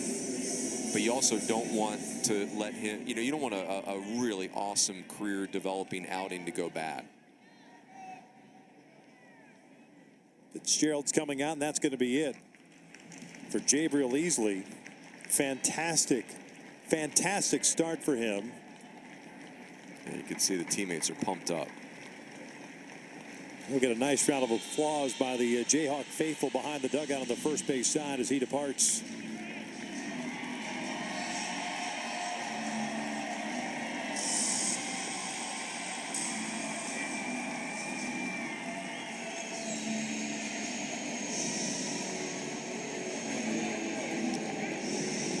Build your future and Florida's tomorrow with a job in road and bridge construction. Competitive pay and great benefits. Start building your career with Florida Road Jobs today. Visit floridaroadjobs.com now. This year is where May means more. A lot more. South Motors Volkswagen is now Volkswagen. Now, the cool part of this time of year is that kids are going to just have moments that'll be the highs of their career, the best that they've got. And we got that from Jabriel Easley today. And look at how pumped up his teammates are about his performance, his coach. He gets the handshake, and this pumps you up. You know, he's waited a long time to have a moment like this. The reaction from the fans, first base coach Todd Butler from OU. There, and all of a sudden a story is created based on whatever situation they're coming from. In this case, a redshirt junior, the ACL surgery, hadn't been used a whole lot, 16 innings prior to today, and he comes out there in a spot start in a crucial game for the university and delivers against the #1 team. I mean, it's pretty solid stuff. Amazing. Yeah, against an elite offense. Colby Dugan takes over on the bump. Does so with 2 outs and a man at first. Michael Snyder in the batter's box. 1 ball, no strikes. There's Dugan, the senior out of Topeka, Kansas. 15th appearance.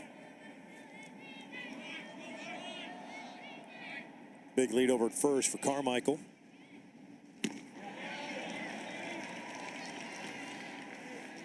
2-1. That's the kryptonite today. If Dugan can repeat that fastball up, Oklahoma has had a tough time laying off that pitch.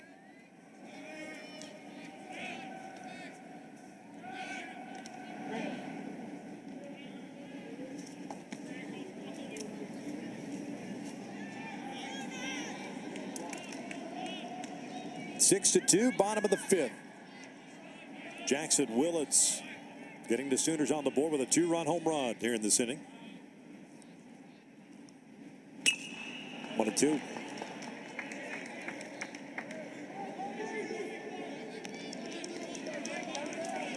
If you're the Jayhawks, I know you're counting outs, trying to pick up outs, but you're trying to do it as quickly as possible. You don't want anything to extend an inning or give the Sooners any hope.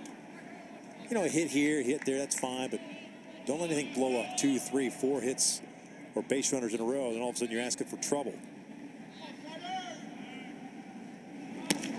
2 balls, 2 strikes.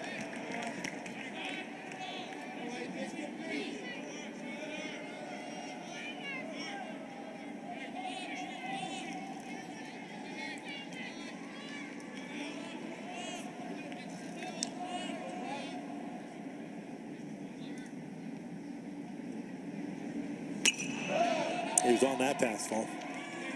Good swing, foul ball back. Count remains 2-2. Again, Michael Snyder, this is, again, I'm offering personal opinion here, but to me, this is the gold in the transfer portal, the grad transfer. A guy that's graduated from college, is kind of over the draftitis, you know, pro ball is going to happen or it's not. And what you hear from coaches is these grad transfers are so grateful for one more run of college baseball.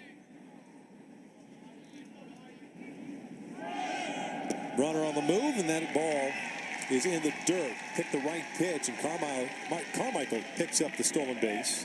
His 11th of the season.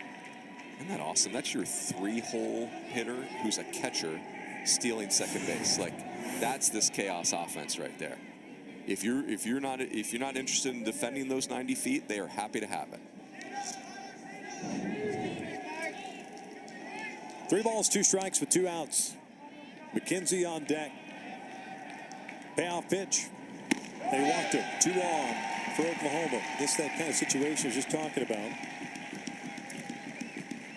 Yep. You are holding your breath in the Kansas dugout right now. This is teetering. A lot of conversations down here in the OU dugout, and it seems to me they're talking about the weird pause with Dugan's delivery. You can see it a little bit, Runes, and maybe you can point it out better, but it's almost when his arm slot is really high, he has this slight pause, and coaches want to make sure hitters are a little bit aware of that as they step into the batter's box. Interesting. Yeah, it does kind of, when his arm stroke, when the ball comes back, it just kind of sits there for a half second. I love hitters sharing stuff like that. So, you know, don't let that fastball sneak up on you.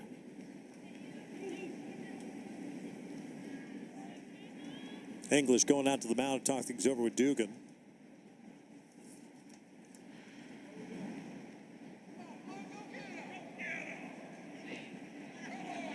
Just getting some action going right now in the Kansas pen. Nothing serious, but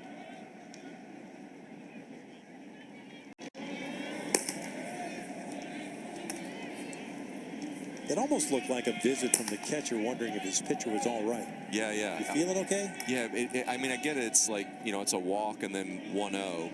But, yeah, it did feel like it was interesting. Ball at a strike. Anthony McKenzie 0 for 2 with a couple of strikeouts. And that's it right there. McKenzie's 1-0 fastball, and he's just tardy. Yep.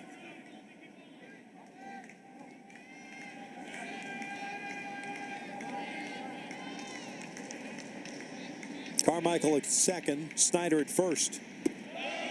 2 balls, 1 strike. Gabriel Easley, 4 2/3 innings, 6 hits, 2 runs, 11 strikeouts, 1 walk. 11 punchies. 88 pitches, 59 strikes. Goodness. Here's 2-1. 3-1.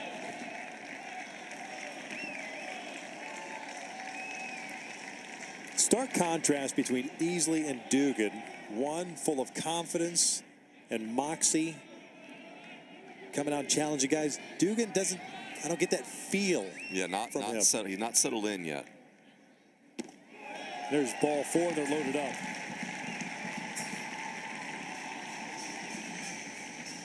Yeah, and this is where Dan Fitzgerald and his pitching coach, Brandon Scott, you know, they know Colby Dugan better than any of us. You know, it's just a matter of, do you feel like he's close to finding it, or you might have to go get him? Because this is it. In some ways, for Kansas, like, your season's on the line in this moment. And I don't know about you, Coach.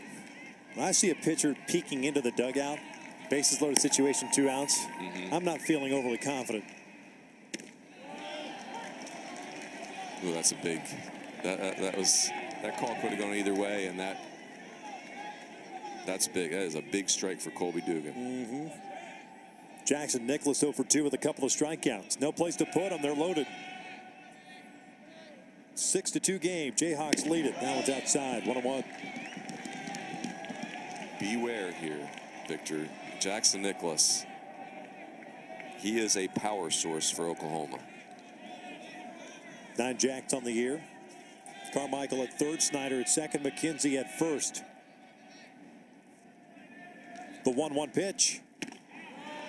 Ooh. 1-2. Big on big.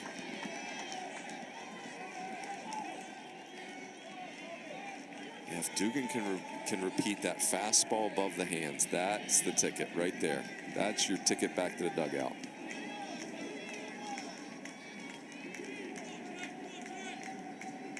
Nicholas lines it into center field, a base hit. That'll bring home 2. McKenzie around second. He'll head to third. And just like that, OU is down 2 now. It is 6-4 Jayhawks.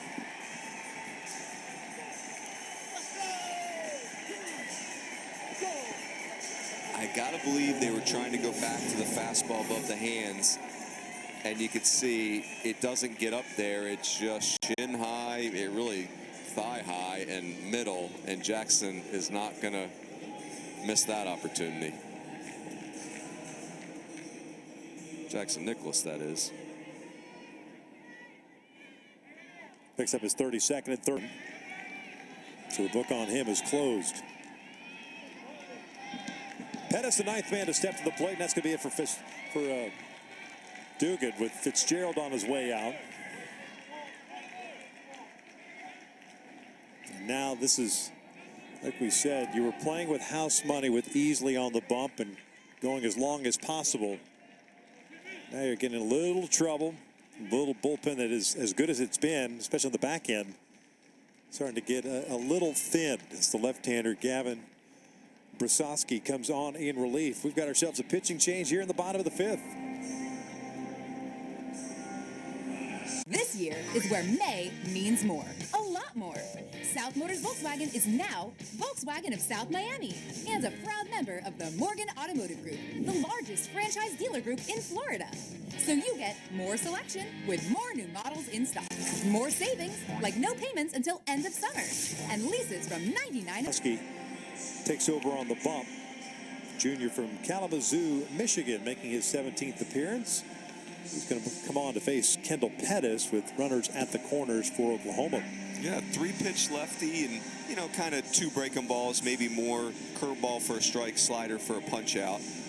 More change-up than breaking pitches, though. So you're pretty standard college left-hander who's going to run it up into the low 90s. That's maybe a little bit more velo than you normally see, but the changeup being the primary secondary pitch. Dugan departs with a couple of men on. Those are his responsibilities. One of the 4 runs charged to him.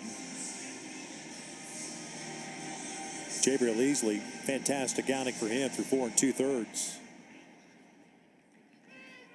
3 runs, 11 strikeouts.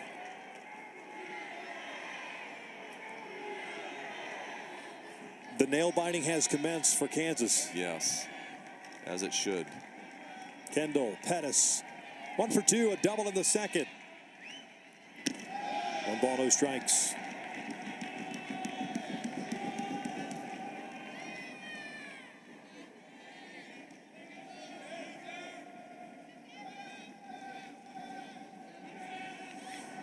This one's lined into center field. A base hit. It's a one-run deficit.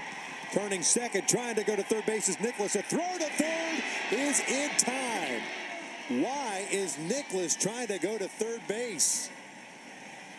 Oklahoma strikes for 5 here in the 5th. Down at third base. Kansas thankful that he got gunned down. Otherwise, the Sooners still batting. Not lost on me, though, that the 2 big at-bats there were Nicholas and Pettis. Just, these guys have been there and seen everything that you can see in college baseball. Jackson Willett's got the party started with the 2-run home run. Top of the order for KU here in the 6th inning. Net, Hartle, Shojinaga. Net 0 for 1 with 2 walks.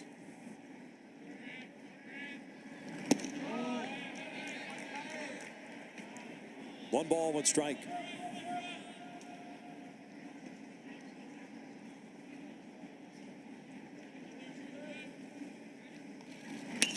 Ground ball to second. Nicholas.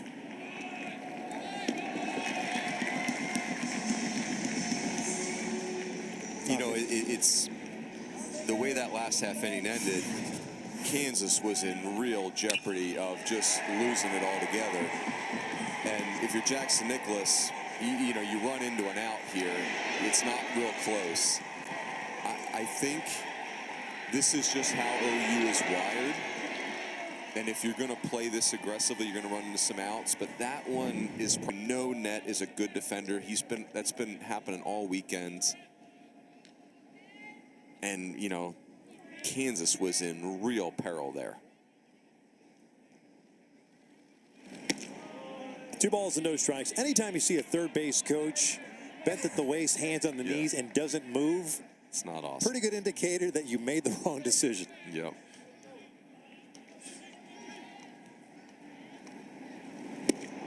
Hartle with a couple of singles and a hit by pitch. I will say, when you force college outfielders to make accurate throws, you're going to win more bets than you lose. But like, Net's been awesome this week. Yeah, little dribbler up the third base line. That might go foul, or will it? No, it won't. Oh, wow. Fair ball. Elite groundskeeping right there. That's it.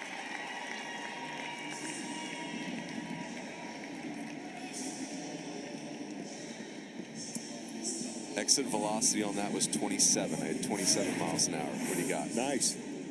I'll take the under.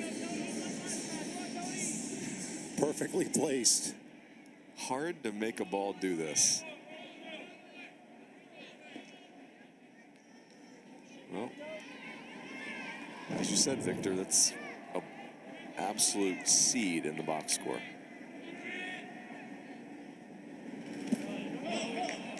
One ball, no strikes on Shojinaga. You know, you could have had either McKenzie or Stevens drop down to a knee and try to blow that baseball foul a la Lenny Randall. There you go. Pretty sure he was an Arizona State Sun Devil. You're correct. Boy, if you're Kansas, just this game is really, you're winning, but you're on your heels. A ball in the gap by Shojinaga would be amazing. Ground ball down the line. That is foul. Nice play at third. Woo. A foul ball.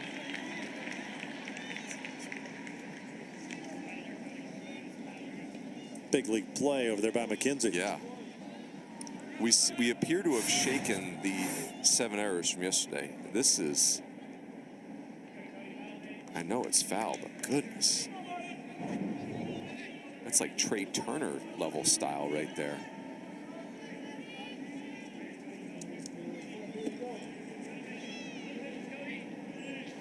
One-two count on Shojinaga. 2-hit game so far, 2 for 3.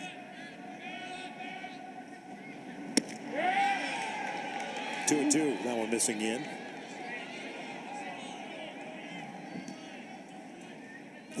That's awesome. Grant Stevens is like, that one's on the house.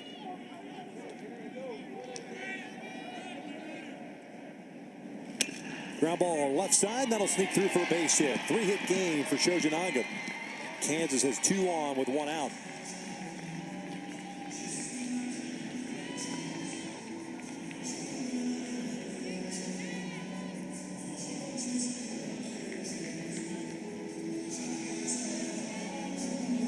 Jake English coming to the plate.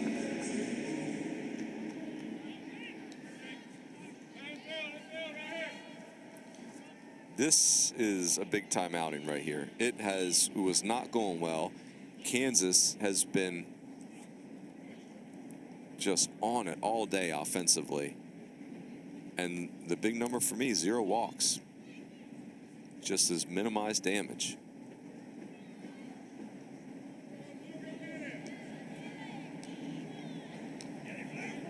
Carson Atwood getting stretched out.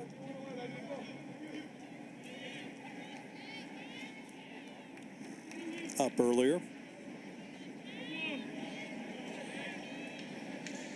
Jake English today, in this game anyway, 1 for 3. 3 RBIs. He has 6 runs batted in on the day.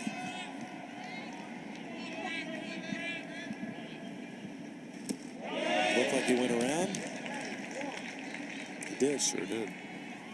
The Oklahoma bullpen is interesting to me, Victor, when you start thinking about the postseason. It's not like Kansas's bullpen where you've got just these dominant arms. It's more different looks, and the sum is greater than the parts.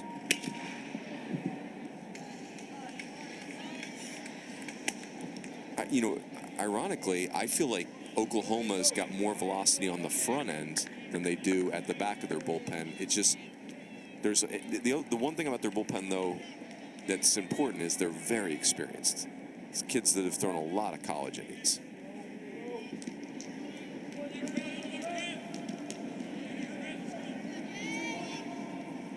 Oh, 2, and that's rolled foul once again.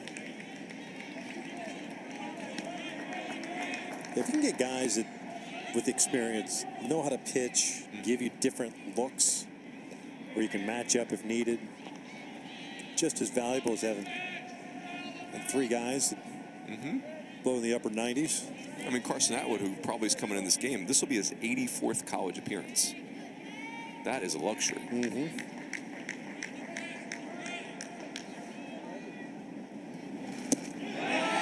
ball, 2 strikes.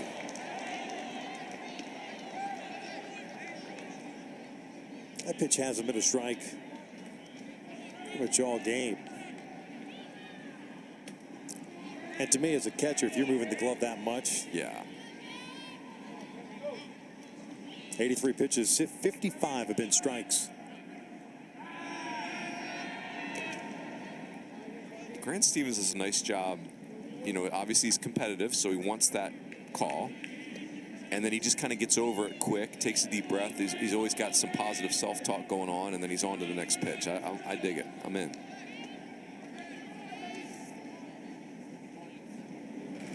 Two balls, 2 strikes. Lenny Ashby on deck. 6-5, KU leads it.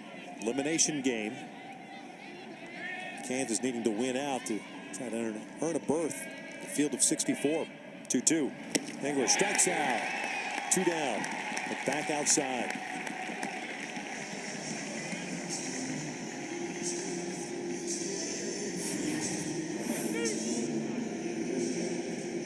I just like that Stevens does not give in. You know, he just never capitulates and throws a cookie in there. It's always something a little bit off the plate, and you get a lot of frustrated hitters. 6 strikeouts, a career high for Grant Stevens. 2 outs, 2 on. Left-handed batter. Lenny Ashby up. 1 for 2. A couple of RBIs. Ashby has faced Stevens twice now. Had an RBI single in the second, going to left field, struck out in the 4th.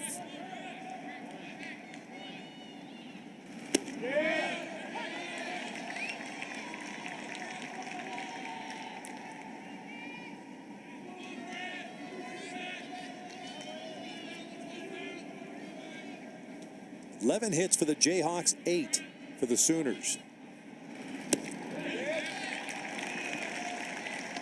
1 ball, 2 strikes. Lenny Ashby and Grant Stevens Slider have a toxic relationship going on right now. Lenny is not liking that pitch. He's in that pool mode. Yeah. And in the first at-bat, got that break ball a little bit up, still outside. Went the other way with it. It's just one of those pitches where it just, if you're Ashby, it feels like the pitch actually stops coming to home plate. It's literally going sideways at the end. 2 balls, 2 strikes. Ashby pops it up. Coming down the line is McKenzie. But Meitler takes charge. Makes the catch for out number 3. 6-5, KU leads it as we head to the bottom of the 6th. Runs on 5 hits through 9 batters sent to the plate. Yeah, pretty fun for Reggie Willits running this offense. First of all, his son Jackson is really blossoming as an offensive player. It was pretty rough the first half of the season, but, you know, of course, you're a freshman playing every day against the schedule Oklahoma plays. That's tough. And then just 2 seeds right up the middle of the field. Good-looking offense. There's our guy, Grant Stevens. He was the Friday night guy at Pacific out in the Big West on the West Coast and settled into a really key reliever role here for the Sooners. Towel over his shoulder, might be done.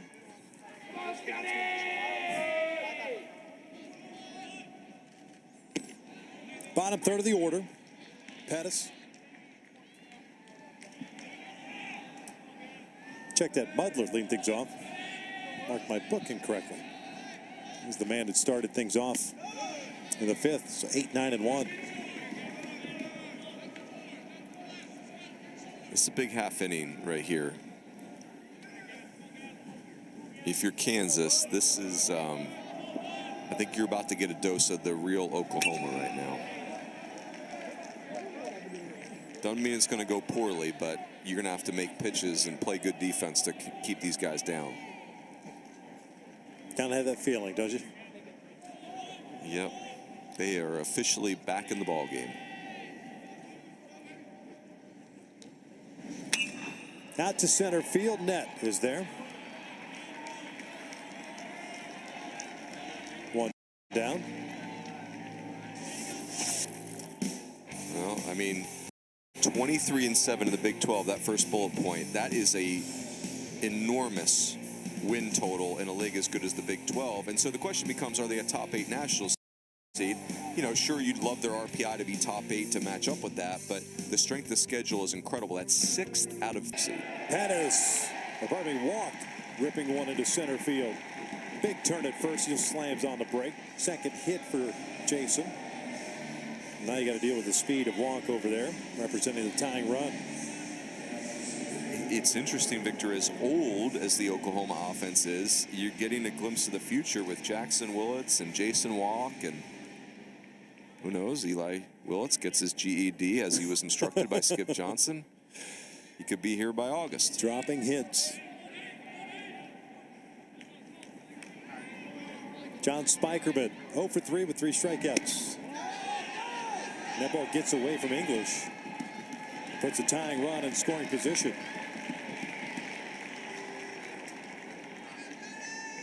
Yeah, this is, I don't want to make excuses for Jake English, but when you've got a team that runs as much as this, that's a tough, you know, when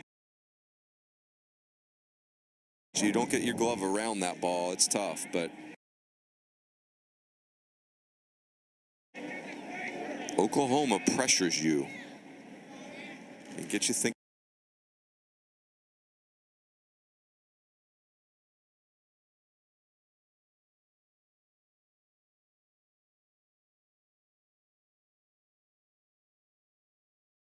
This is crazy because this is all without Bryce Madron, their right fielder, who I think might, you know, like, I think I can make an argument that Madron's their best player. This kid with 65 runs scored, 11 home runs, 48 RBIs, more walks and strikeouts, and 14 stolen bases.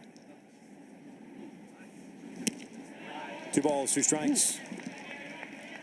The other thing about Madron, Victor, this is a 5'8", 175-pound left-hand hitter. I just, like one of those little guys with just big game.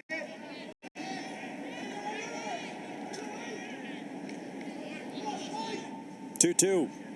And the dirt gets by English. That went in the dirt. So now the tying run 90 feet away.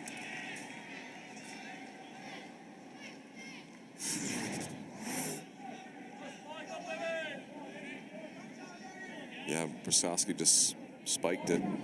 Wait a second. Did that ball hit Spikerman's toe?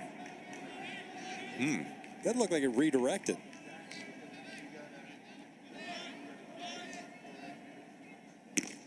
There's ball 4.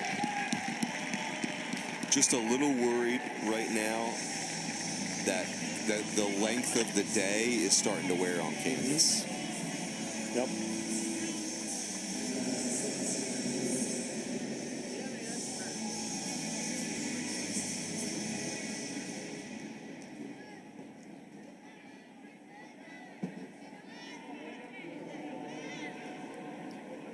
First and third, one out. Spikerman will run, has 11 stolen bases on the year. Switch hitter.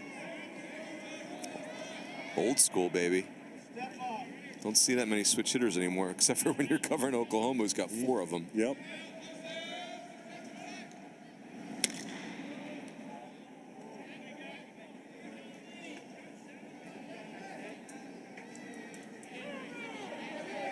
Two-run home run in the 5th inning. 1 for 2 today.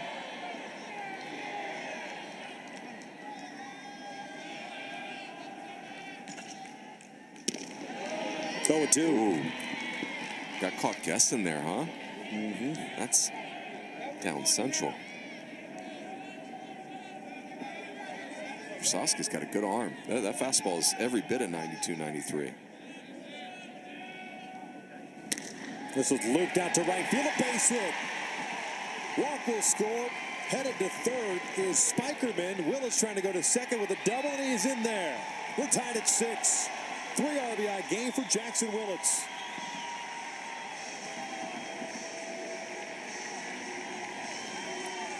Boy, that's so good. Everything about it. You get locked up on the 1-strike pitch, and you immediately get into your 2-strike approach, use the whole field.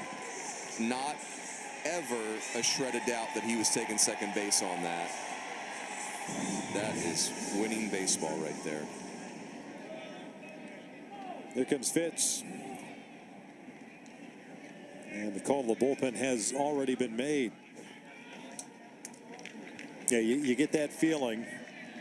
If you had kept things in check at 2 runs in the 5th inning, you're still feeling pretty good about yourself. The minute things started to kind of implode, and being thankful that they got Nicholas that ran into the out at third base.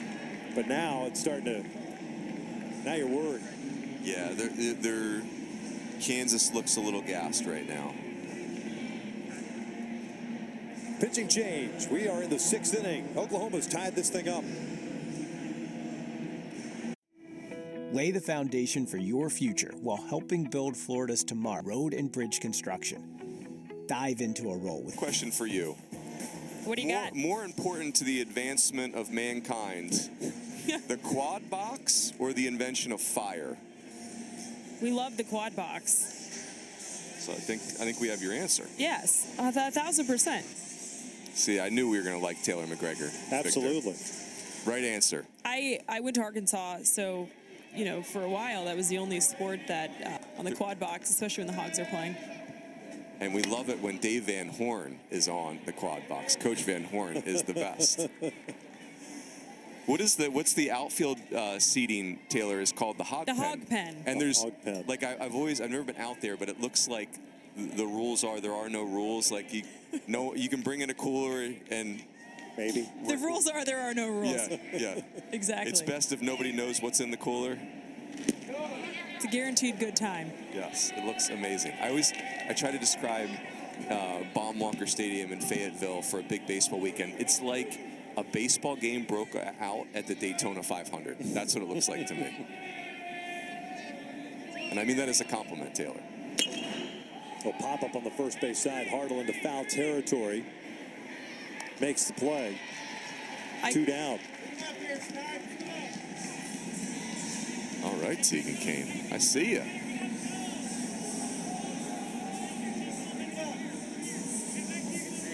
Well, if you can get a third down quickly here, even though it's a tie game, that's a big victory.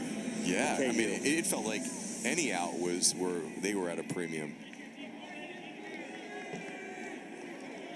Michael Snyder, the batter, 0 for 2 with a walk and a run scored.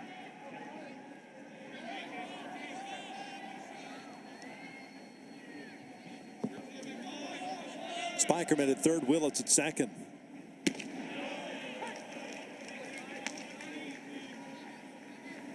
Six runs, 11 hits, no errors. 8 left on for KU. 6 runs, 10 hits, no errors. 6 so far left on for Oklahoma. That one is just off the plate. 1-1.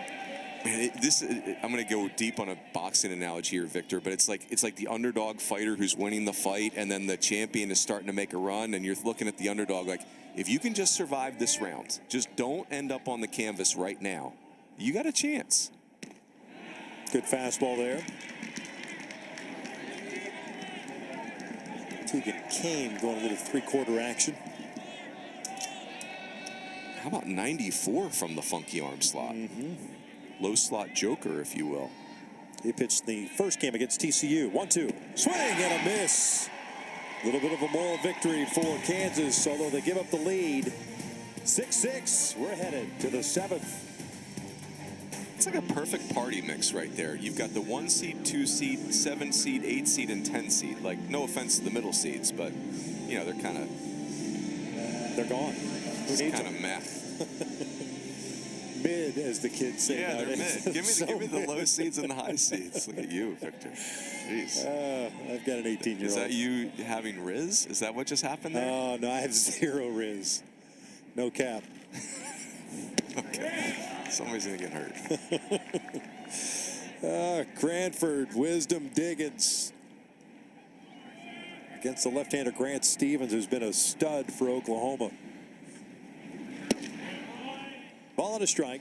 Cranford, the shortstop, is 1 for 3. Had an RBI single back in the first.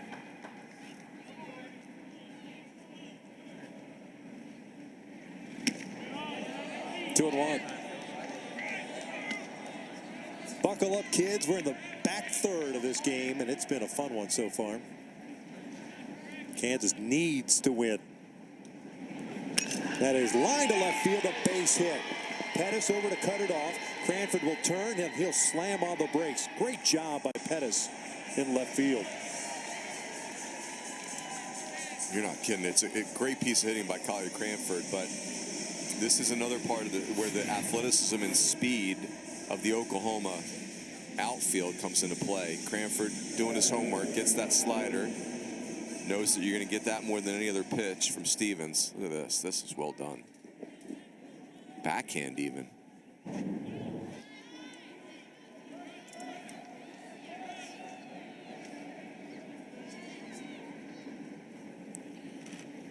First time Kansas has gotten their leadoff man on board since the second inning.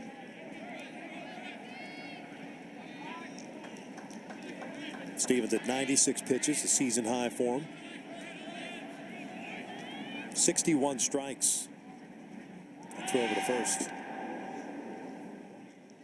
Ty Wisdom, the freshman right fielder, 0 for 3. Hitless on the day.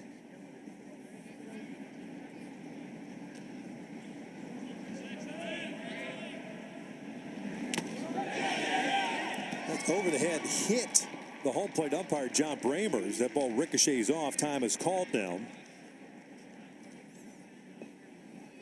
Cranford ends up in scoring position.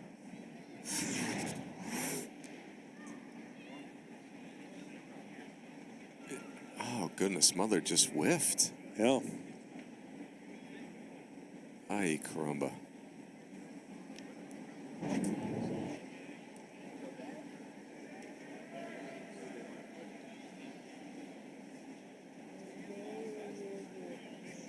I don't know what the sight lines are like, but, and I feel like I don't see it that much anymore, but I think if I'm a home plate umpire, I really want that hockey mask. I mean, still, this is going to hurt, but because you just get a weird play like that and side of your head's exposed. And you're not turning the side of your head. You're kind of lean. You see the pitch up, so you start to lean a little bit left, and it does expose you. Any ricochet whatsoever, and yet right side of your face gets popped. Looks like he might come out of the game.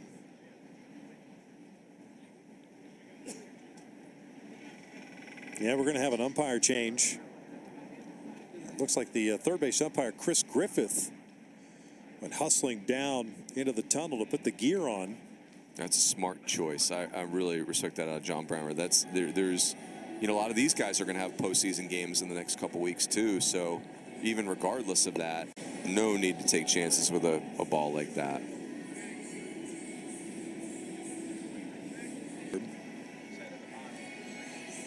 And more than likely, Skip Johnson, Big 12 Coach of the Year, the Oklahoma Sooners.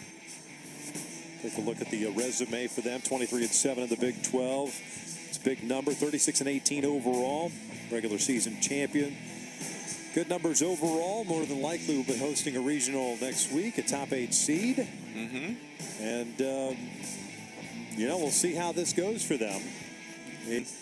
In the non-conference, but then you look at their schedule, it's like number 6 strength of schedule nationally out of 300. The reason the non-conference wasn't perfect is because they play anybody anywhere. And I just think the other thing, and we learned this in 2022, Oklahoma was pretty rough on the eyes early in the season, and then they just keep getting better. They keep getting better, and next thing you know, you look up, they're in the World Series. And Oklahoma, regardless of outcome in this game, they've done nothing to dissuade this. They look like the best team in this league, and I think Georgia, has done more to hurt themselves in this top 8 seed than Oklahoma certainly has. So. Yeah. Georgia losing 2 of 3 to Florida, and then one the last weekend, and then done at the SEC tournament in Hoover. Yep. And now we credit Florida. They needed to go into Georgia after losing 2 or 3 to Kentucky at home the weekend before. They needed to win a series to try to make some noise, and did so against a good Georgia team. Then Georgia won and done in the SEC tournament. Behind the box, which is cool.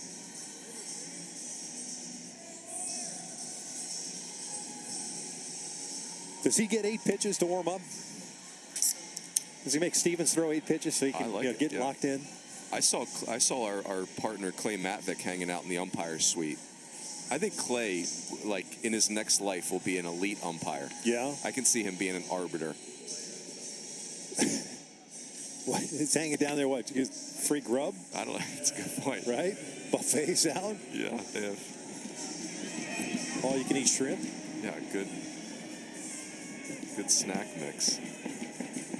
All right, we're ready to go. Man at second, nobody out. Collier Cranford is the base runner at second base.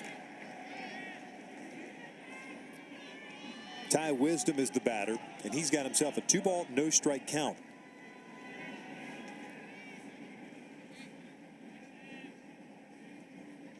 Corners are in for the Sooners. Pickoff attempt.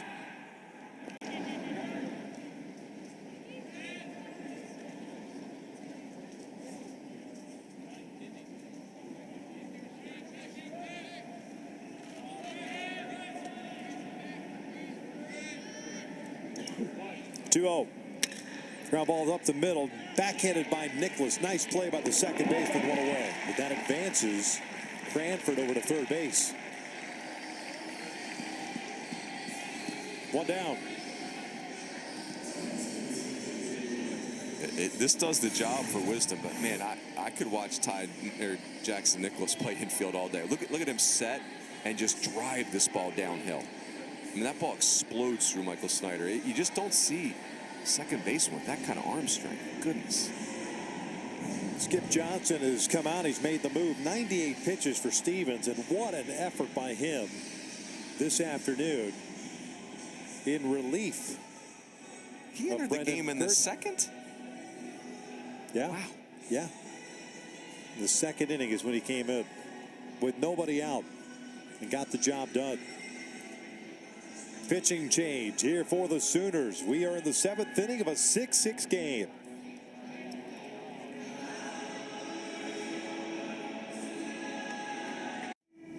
Lay the foundation for your future while helping build Florida's tomorrow with a career in road and bridge construction. Dive into a role with competitive pay. It's a career high, 7 hits, 1 run. He's responsible for the man at third base. A terrific outing for him in relief. Amazing. How about 2 of Oklahoma's games this week, Victor? You make 7 errors in a game. It's like, of course you're losing. It's by how much. They won the game. Today, your starter doesn't get out of the second. By the way, you're losing the game. It's just a matter.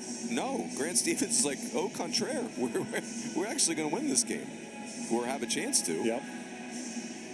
Just get some outs, keep it right there, give us a chance, and that's exactly what Stevens did. Carson Atwood takes over on the bump. The Ardmore, Oklahoma native, senior, making his 24th appearance.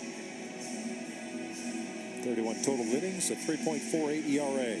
Takes over with Cranford standing at third base. 1 down. Chase Diggins will be the batter. Oklahoma playing its defense back up the middle. Corners are pinching in a little bit. Fastball and cutter for Atwood. Going to be the 2 featured offerings. Diggins 1 for 3. Not fully committed to that swing. Oh, that's like an 89-mile-an-hour cutter. That is, eesh. No thank you.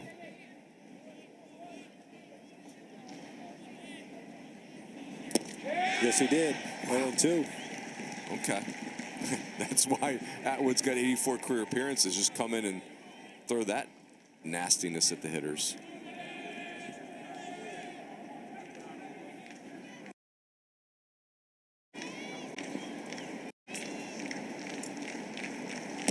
Outside, 1-2.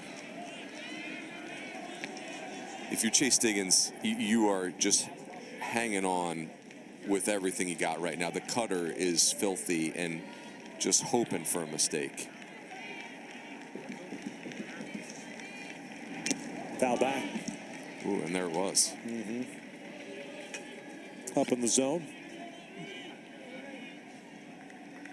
Josh Shepis is the new home plate umpire. He came in from second. Mike Banks, alternate umpire, takes over at second base.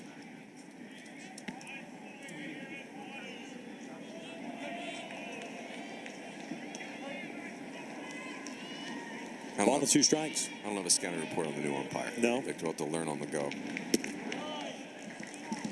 Can't get that on 643 or anywhere else. I got Synergy? no data. No.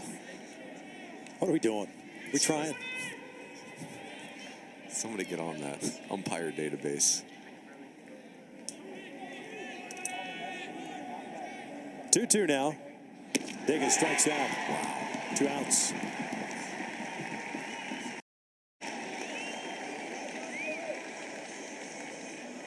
So this is the classic. It's a strike for 59 feet, and then the last few inches, he gone. That is nasty.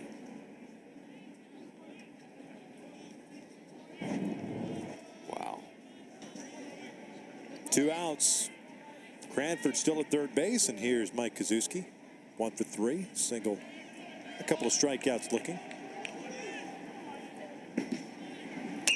Pulled down the line. That's a fair ball. Heck of a play at first by Snyder. Gloves it, takes it himself, spikes the baseball, and Oklahoma will head to the dugout. Still tied. No defensive issues so far for Oklahoma today. What a play by Michael. This one's up the middle of the base hit. Leadoff single for the Sooners.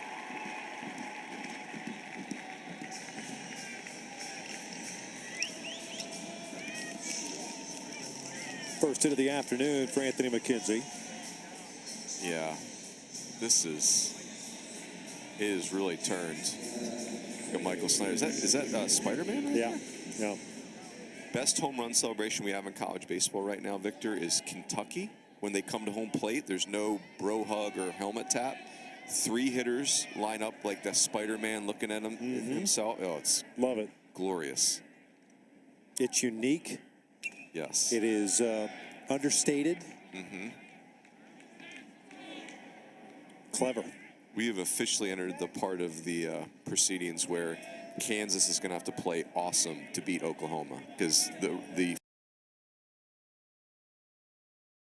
we're getting the full Oklahoma right now. They're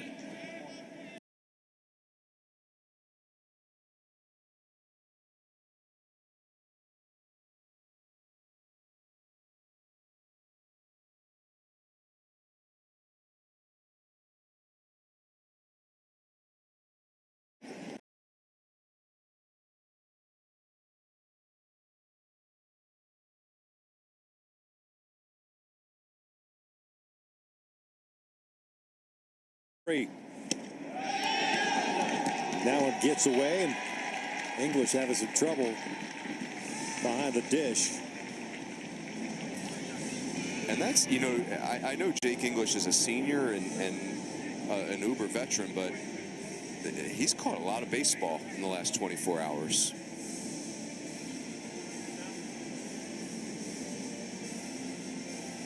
He's got to be a little gassed. No doubt. Never easy catching back-to-back games. Reggie Willett's calling time and having a conversation with Nicholas. It was a 1-1 count. Nicholas had a 2 RBI single. His 5th inning at bat, now with 33 runs batted in.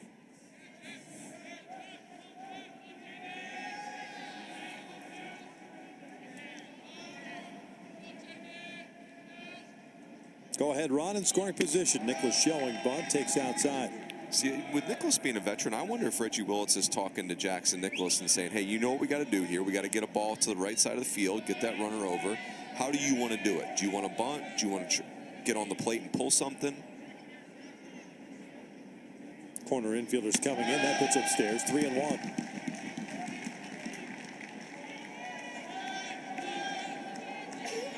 I would think bunting down the third baseline would be fairly a decent look with Kane being a submariner. It kind of lends itself to that. Full count. I do worry about pulling him because the ball is running off your barrel. But of course, if you're going to bunt at the third baseman because he's the one who's stuck. Now, of course, you can't do it with 2, or you could, but you won't do it with 2 strikes.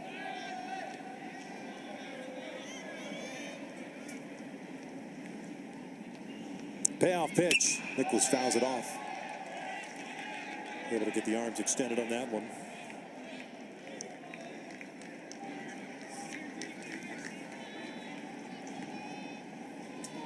McKenzie, not one of their big runners. Wouldn't ordinarily steal third with nobody out, but it's the playoffs. Yeah. Well, and a left-handed batter at the plate. Down goes Nicholas. You see the frustration after that swing. He knows he didn't get the job done. 1 down. Credit Tegan Kane. Boy, this is submarine queso.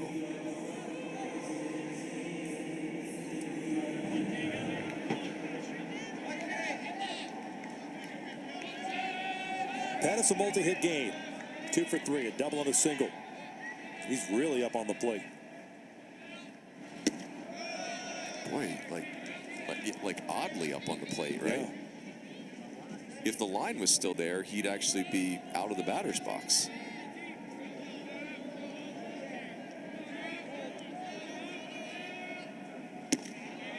To me, that's the perfect bunting stance. Up and up. Up and up.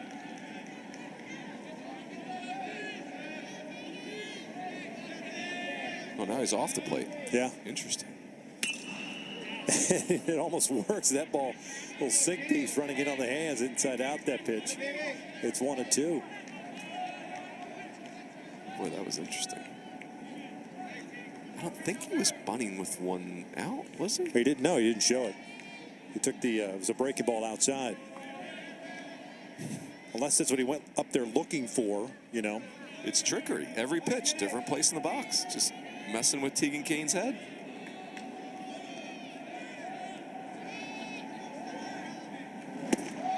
Two balls, 2 strikes.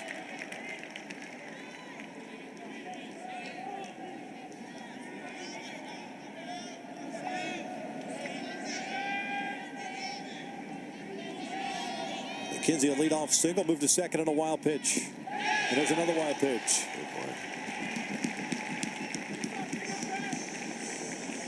These are the things you were just talking about. You You got to play clean baseball. You can't be giving away 90 feet. Yeah, and this is not on Jake English. I don't. He could be fresh as a daisy and not. I mean, that's way in the left-hander batter's box. One knee, two knees, it don't matter. Infield in now. Yeah. Full count on Pettis. One out. Payoff. Pettis takes ball 4.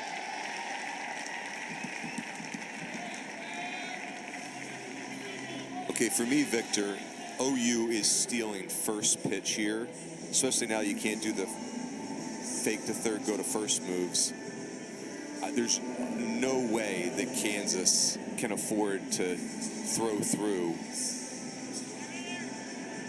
with McKenzie at third. What do you think? It looks like they're.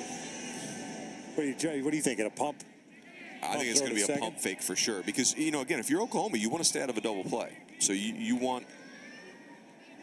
Yeah, I think they're running early here.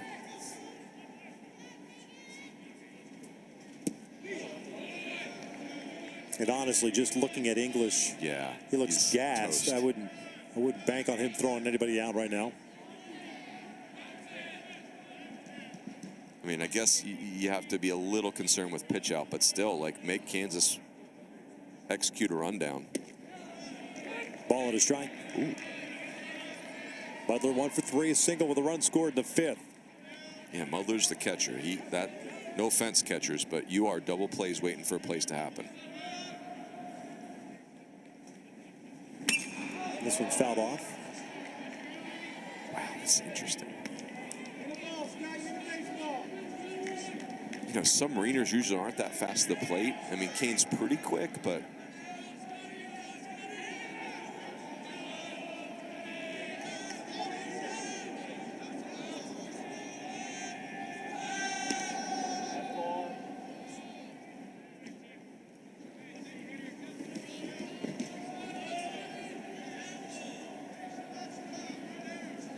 Six here in the bottom of the 7th. McKenzie at third, Pettis at first. One down. 1-2.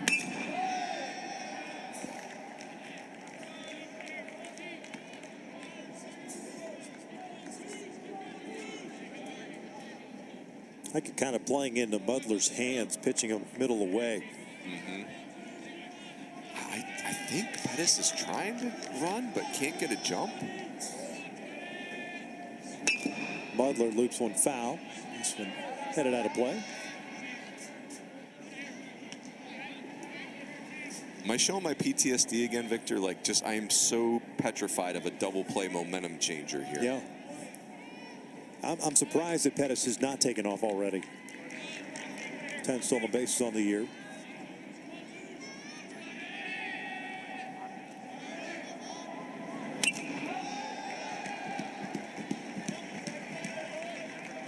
Good battle between these two.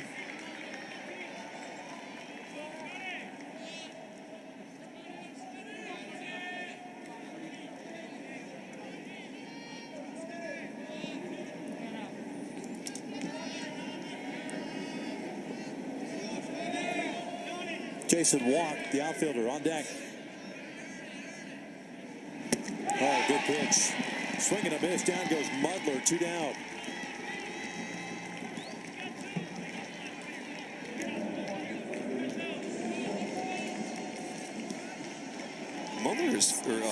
Kane has faced 6 hitters, Victor, and this game was spiraling out of control for Kansas, and he has locked it down. He's punched out 3 of the 6 hitters he's faced. Oh, hey now. Got a pinch hitter here, guy. Bryce Madron, hello. Hitting in Jason Walk's spot of the order.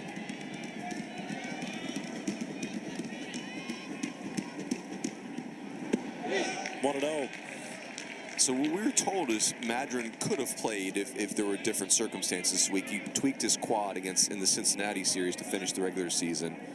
And this is my guy right here, 5'8", 180, and just a stat machine. Ball at a strike.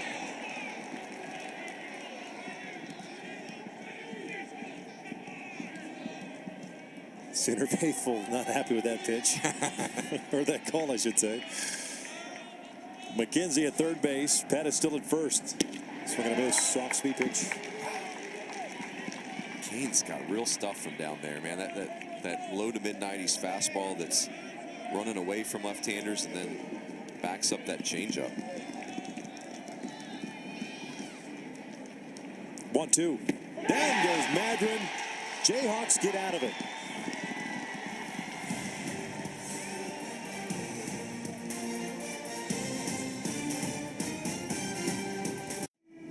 Lay the foundation. Behind 6-0 early to Kansas. Struck for 5 in the 5th, 1 in the 6th inning, and that's where we stand right now. Both teams have had some opportunities over the last inning or thereabouts. Not been able to cash them in. This one shot down the right field line. That's a pretty good poke into the corner and just goes foul. John Nett trying to go oppo. Boy, that would have been something.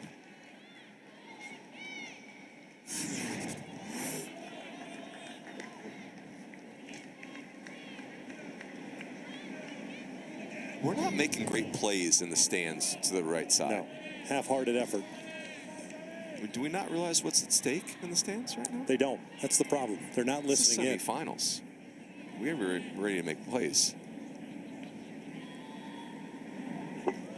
Oh, Just a bit inside. guy in the sweet guy. That one got the bull. Yeah.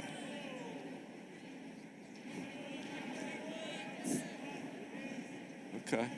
I think everybody needs a reset right now.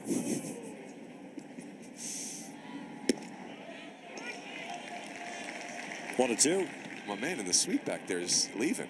He gone? Yeah, he's like, I was told there would be no one throwing baseballs at me.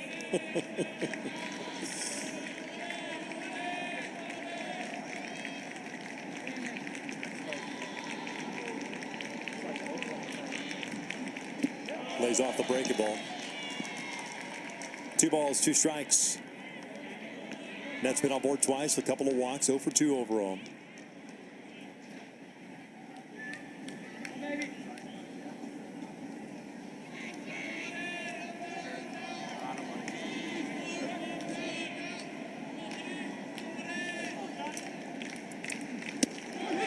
Called strike 3 on the inside part of the plate. 1 down.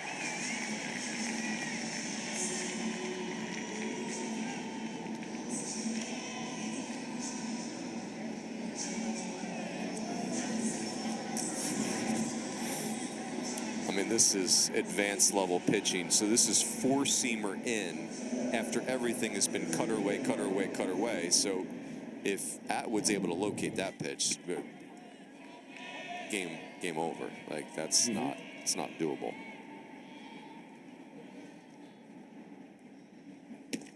First pitch strike.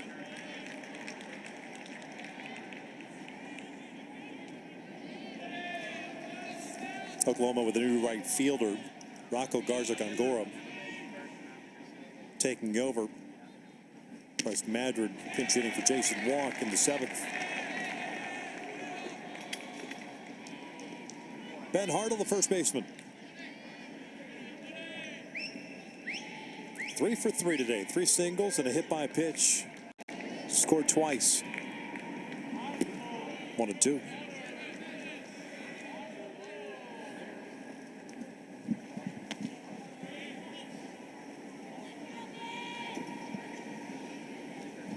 Atwood right now seems effectively wild.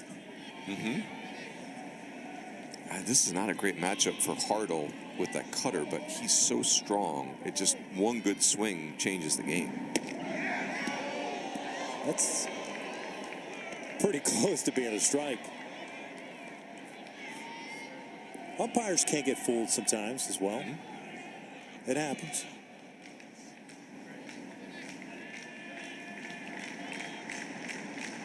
Two now. Full count. It's one of those pitches where does that miss up? I had it up. Again, when you see a catcher have to yank that pitch down, I mean, if the catcher's not sold holding it where it's at. Yeah, that's fair. You know? 3-2 now. Hartle fouls it off. That's my opinion. Yeah. Everything nowadays is working from the ground up. I don't know about you, but I grew up with the picture framing pitches, just holding it where it's at and presenting it to the umpire. 3-2. That is off the plate, ball 4. Good AB. Yikes. Borderline pitch, could have gone either way.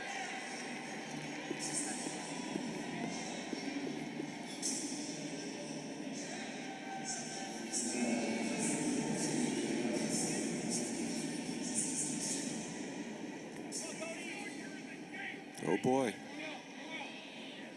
Cody Shojinaga, third baseman, 3 hits today, 3 singles and a strikeout. KU had to beat TCU in game 1 to get to this point. 0-1. Took care of the Frogs, 11-10. TCU battling back down 9-0 in the first inning to tie it up. Jake English snapped that tie with a home run in the 8th inning to give the Jayhawks the victory. This is a little looper out to shallow center field. Nicholas can't get there. It'll fall in for a base hit. 4-hit game for Shojinaga.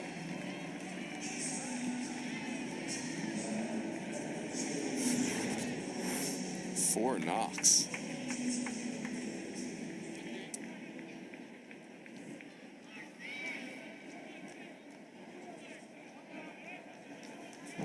Little cue shot into the corner pocket. All the Minnesota Fats. No chalk needed.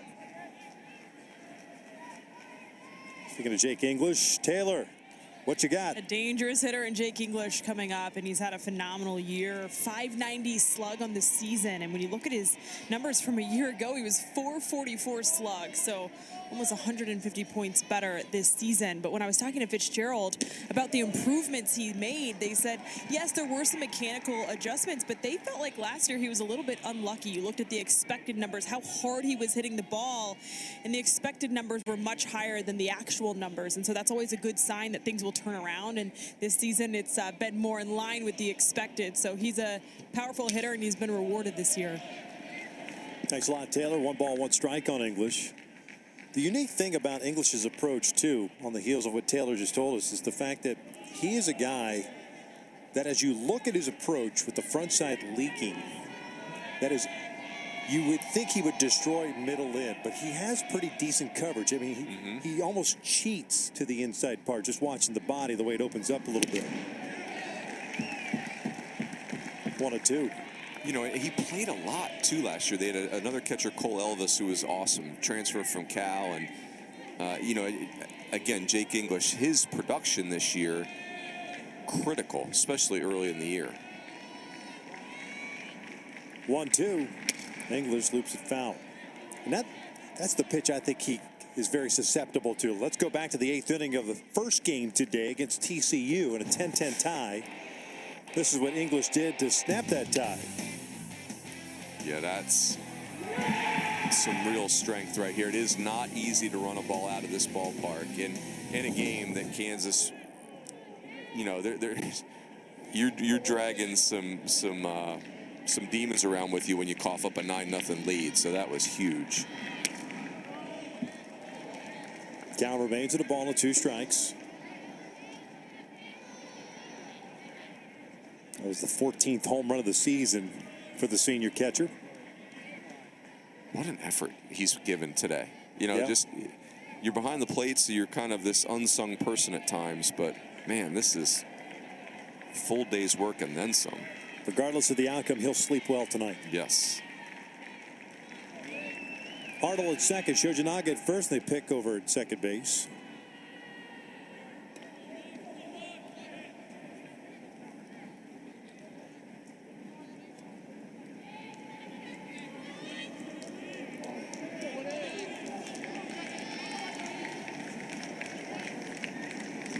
English fouls it off.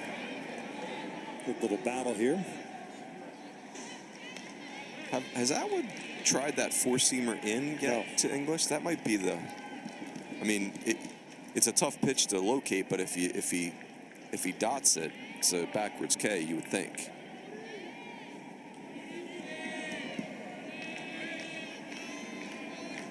Here we go. Ooh, we missed the middle. That center cut. Yikes.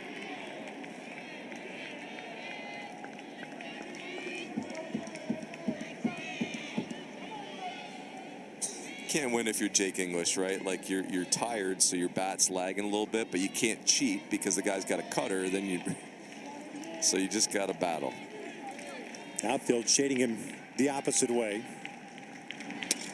Flips this one down the right field line toward the corner. Tough play. That is a foul ball. Oh no, that's a play right there. Well done. See, Victor, you called them out. And now they're up in their game. Feedback is a gift. Sometimes you got to break them down to build them back up, Bruins. Yes, what you just said. 3 RBIs in this game for English. He had 3 in the opener today. Here comes the 1-2 again. That is a tough take. Yes. Wow. Borderline pitch, 2-2. Carson Atwood is not enjoying his Jake English experience right here. Putting a big-time AB on him. English fouls it off. Oh, goodness. You go, Jake English. You know what? He deserves a flare right now. Like, what an effort. Yeah, the beauty of at-bats like this for a guy that's tired in 2 games catching back-to-back is that at-bats like this, you feel it. Like the adrenaline starts to percolate a little bit more so with each pitch. Mm-hmm.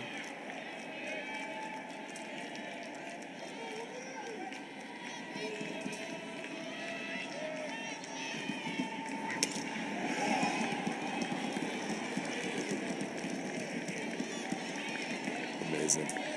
Yeah, where is the in-house DJ with Staying Alive right now? No, he's gone. He It's a went to missed bed. opportunity. Took a nap.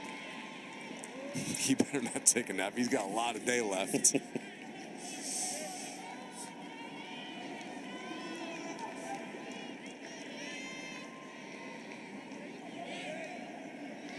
What a battle between these two. Let's try it again. Yes, sir. Why not?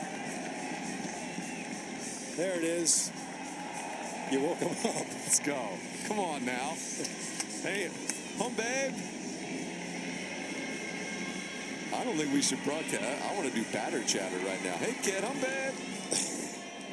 This is awesome. 2 seniors.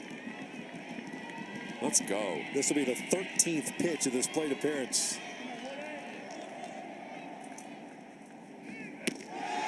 Full count.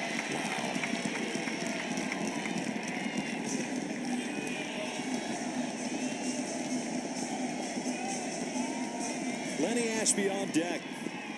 2 on with 1 out. 6-6 game here in the 8th. Man, pitch of the game right here. Here's a 3-2. English skies one on the infield. Willett's calling for it. Infield fly rule. 2 down. Man, I mean, obviously an awesome mental toughness by Carson Atwood to keep making pitches, but Jake English deserved a better result. That was a phenomenal at-bat.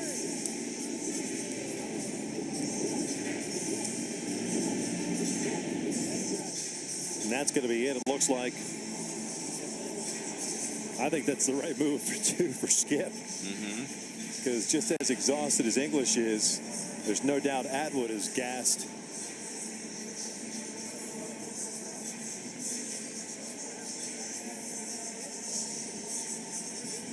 Pitching change. James hit, lefty, on in relief.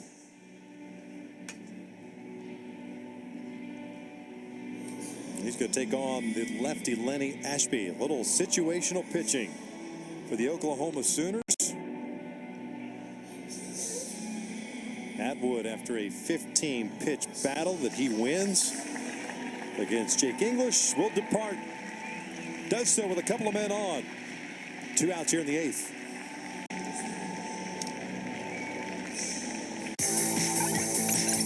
From local grounds and homegrown heroes to screaming winners on Wembley weekends. For the love of football. For the love of the FA Cup. This is Formula One! He's been a weekend starter and obviously an experienced guy. Could be a key arm for them down the stretch. It's a good fastball. Fastball be in the low 90s for a left-hander.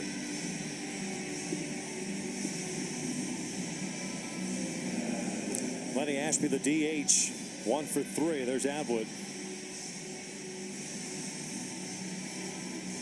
Gassed. 2 RBI game for Ashby, the DH. 1 for 3 overall. Hartle still at second. Shojinaga at first. The shift back on with Ashby at the plate.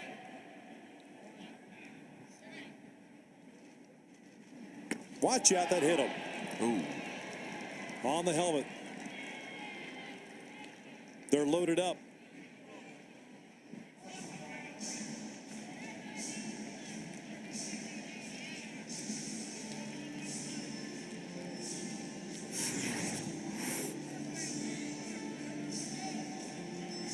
Trying to spin it, right? Yep.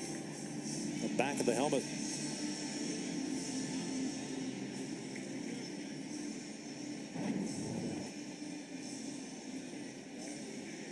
Here comes Skip Johnson. That was just a one batter thing.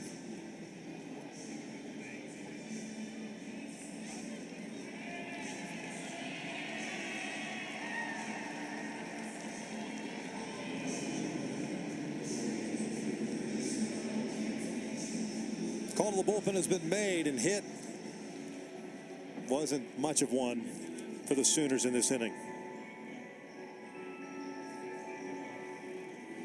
Jet Loads takes over.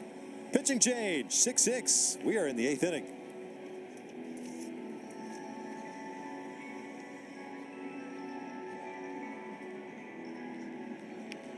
Cracked windshield on your new car?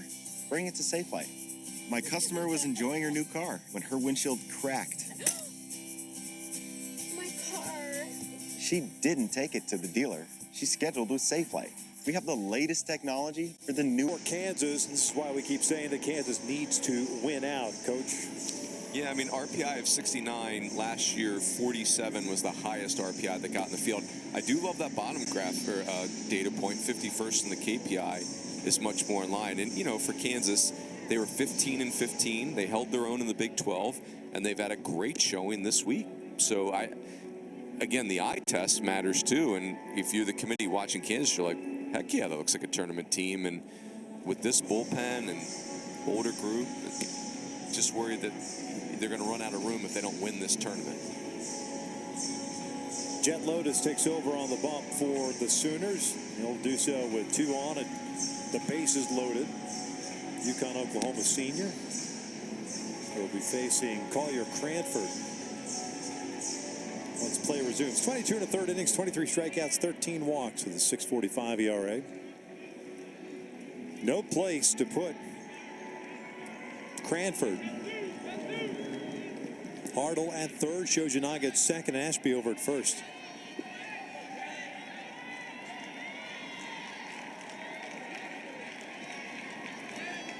Actually, Sam Hunt pinch running for Ashby at first base.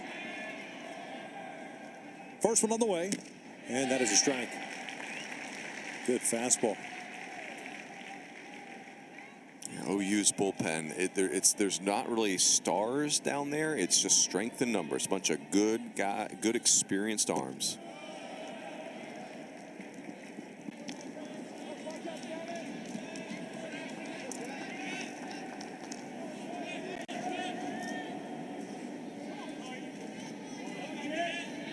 Lotus with the sign is ready to go. 1-1. Outside 2-1.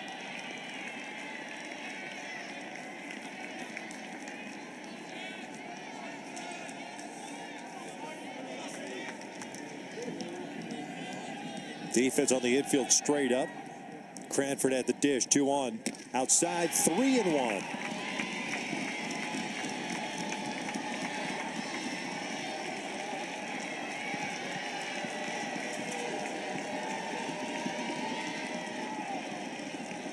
from that third base side of the rubber. That's looped out to right field. This one's got a chance to get over his head and gloved out in right field. Rocco Garza Gondora. RGG getting it done and right.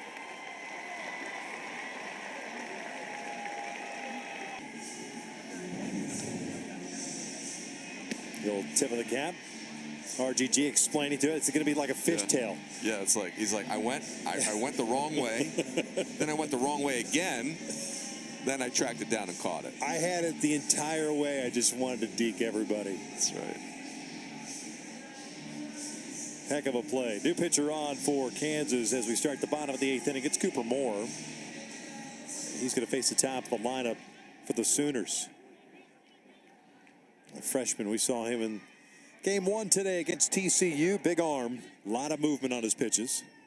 Spikerman, Willits, Carmichael for Oklahoma. Bunt, drag bunt. That's going to be a tough play to get the out. That's an infield base hit.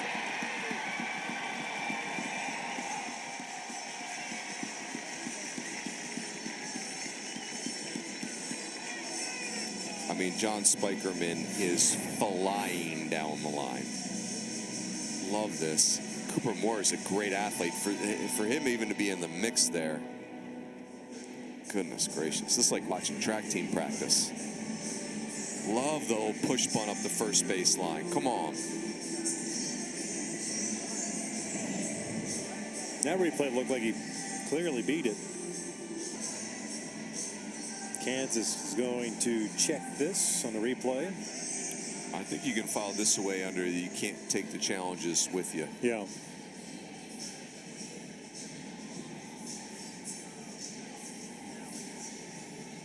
Again, I gave you my proposal the other day, Victor, that the announcers can actually stop reviews on plays like this where we can just say, hey, appreciate Coach wanting to use his review, but we've seen it and this is not even close.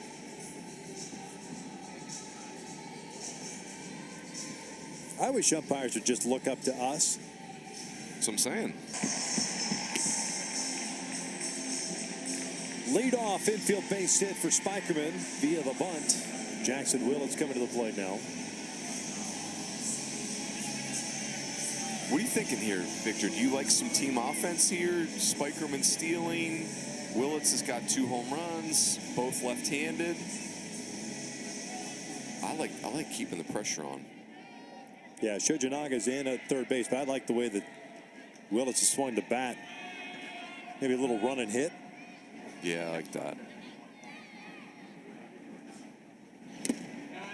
Willits trying to leave. Yes, he was. The one thing is Cooper Moore is really good. Like, this is a 3-pitch reliever.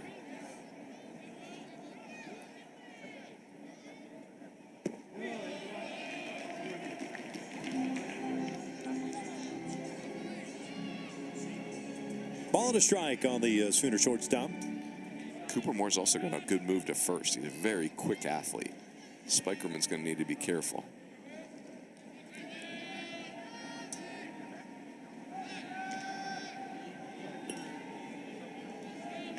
Quick feet for a former catcher in high school. That's right.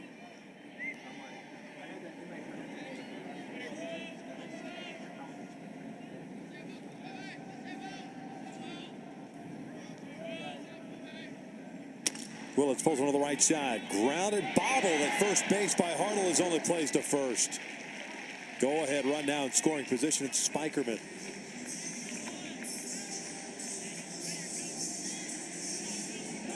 Now that's a big play. Even though Spikerman flies, that still should be a fairly. There's not a lot of complexity. You make this throw to second base and you should be good. You want to see a heads-up play from a base runner? If we get a chance to see the view of Spikerman heading to second base of where he started in the running lane to where he veered. This is chopper to the right side. Hartle with a diving play. Flips it to first and get the out. 2 down.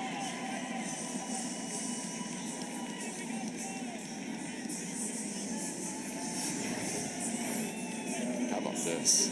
That makes you feel good for Ben Hartle, who's been so important to these guys. Makes up for that mishandle on the play before. Look at Cooper Morris pumped after the play. Atta baby. Third consecutive inning in which the Sooners have had the go-ahead run at third base. Snyder, the batter, 0 for 3.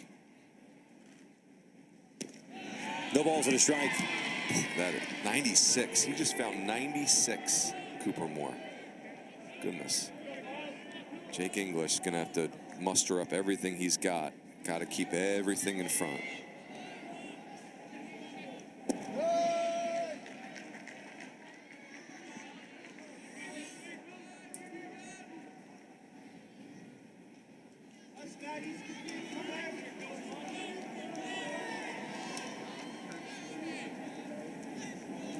One pitch.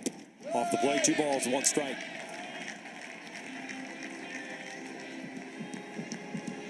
I don't know, Victor. Base is open, so if you're Cooper Moore, you don't have to give in. It's, you know, McKenzie's no picnic behind Snyder, but the 2-1 count scares you a little bit. Chopper towards short. Should be an easy play, and the Jayhawks get out of it. So makes that 3 consecutive innings with a go-ahead runner at third base, and the Sooners leave them stranded. We're off to the 9th. For either team, both teams have had opportunities. Wisdom, the freshman, 0 for 4 today.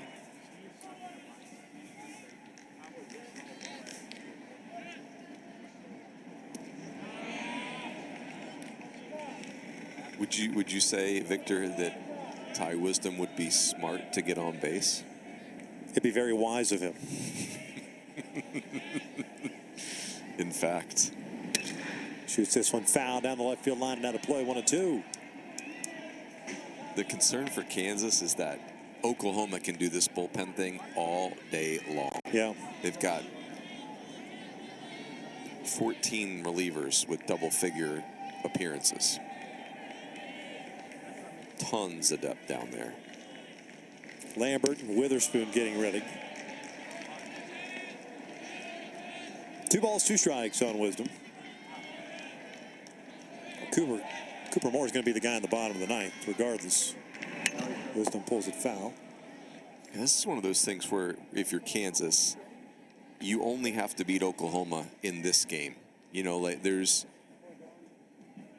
the probability is, I mean, Oklahoma is so much more well suited to win this game because of bullpen depth and the way their offense is operating. But for Kansas, I mean, win the next inning.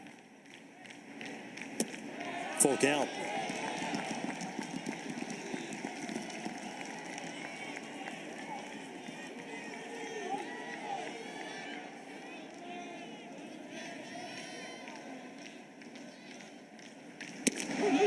Called strike 3, rings him up.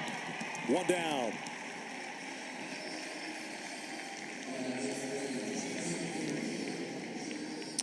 It's a borderline pitch for me, Victor, but it's not a pitch you can take with 2 strikes. Agreed. You know, it might be off, but it might not. And so, worst case scenario, just foul that off. I mean, yeah, that's just can't leave that up to the umpire.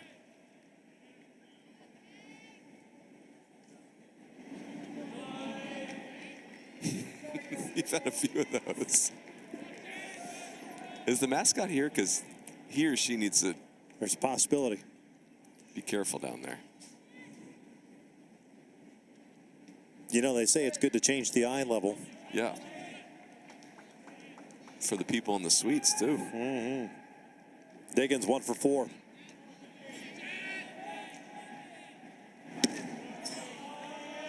That was a pretty good pitch. Not called a strike, 2-0.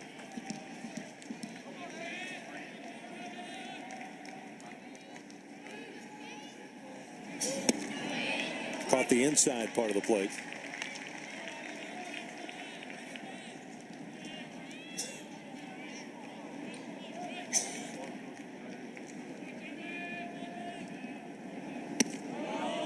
in tight, 3-1.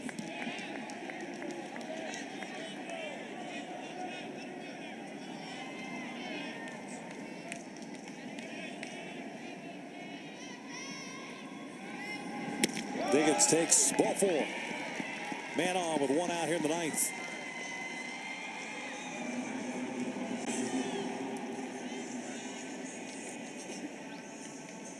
Mike Kozuski will be the batter.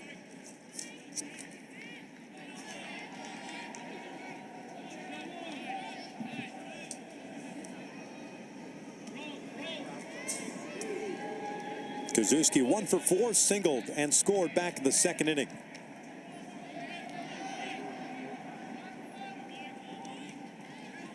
Here's the first one.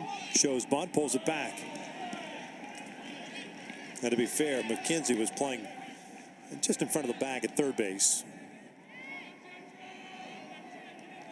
Got the veteran John Nett on deck. The breaking ball, 1-1.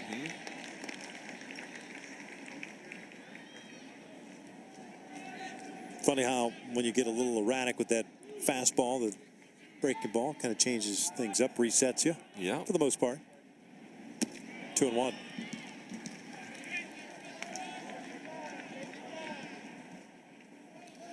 I wonder if Skip Johnson, this might be Lotus's last hitter. You've got Ryan Lambert, who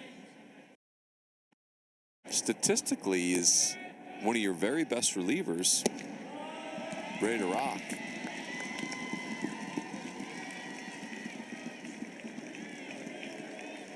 Might be the last batter for Lotus. That's what I'm thinking. Top of the order on.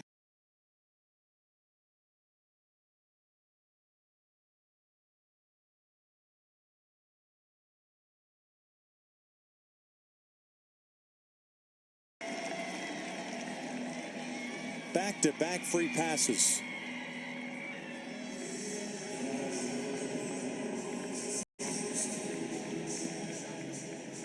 Here comes Skip.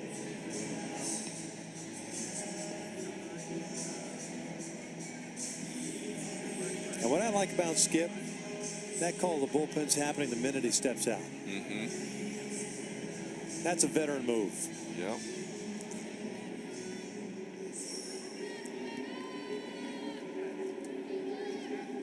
Ryan Lambert coming on in relief. We've got ourselves a pitching change here in the 9th inning. Kansas threatening. They've stranded a lot of base runners in this game. Left them loaded in the 8th inning.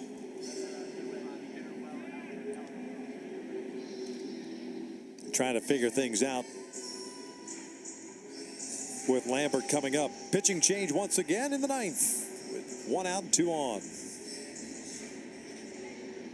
The Memorial Day sales event has started at Honda of South Miami, and everything must go.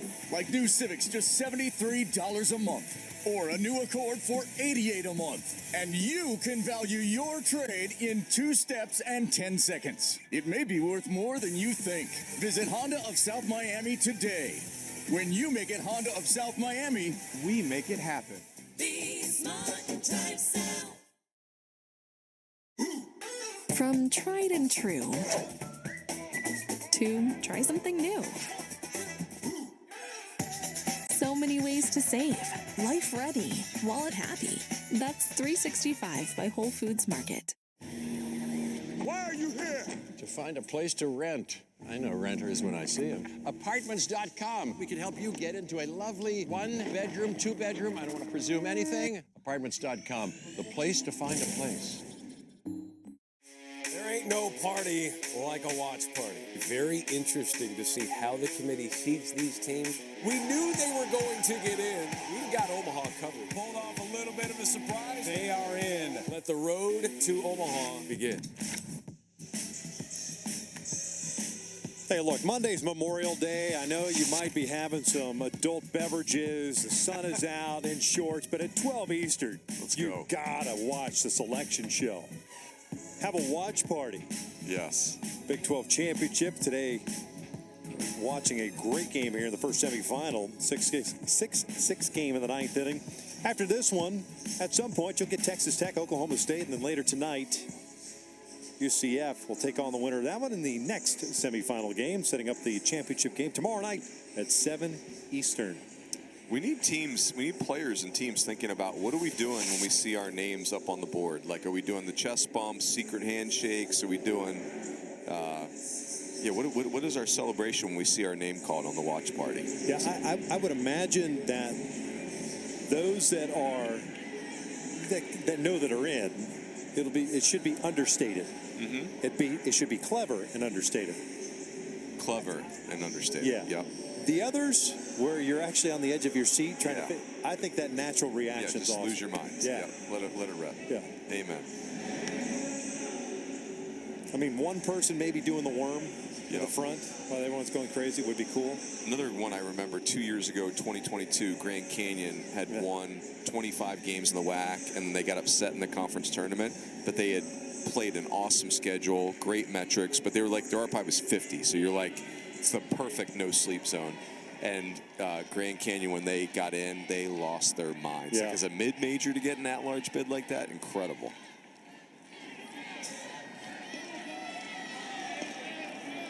John Nett, the senior, at the plate. Butler out in front of the plate, flashing the signs defensively. We've got Diggins in second. Kazuski at first. The first one. Nett fouls it off to the right. No balls and a strike. Jayhawk center fielder 0 for 3. A couple of walks. That was way back when this game started. The first and second innings. On base 5 times in the first game. He's had a nice day. Get off me swing. Fouls it off to the right. No balls, 2 strikes. If you look at the scouting report on Lambert, his average fastball velocity this year is 96.1 with this upper 80s slider. So I wonder if he doesn't gas Nett up right here. Well, especially after a swing like that.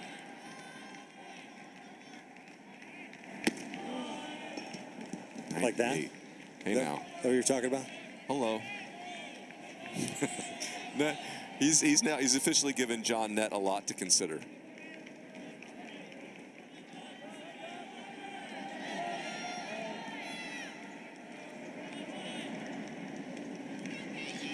One, two. Nett takes inside.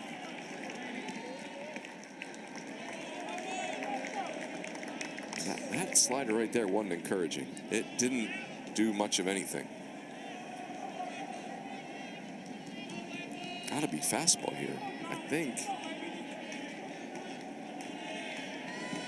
2 balls, 2 strikes. 2 on, 1 out. Nett strikes out on the high fastball at 97. 2 down.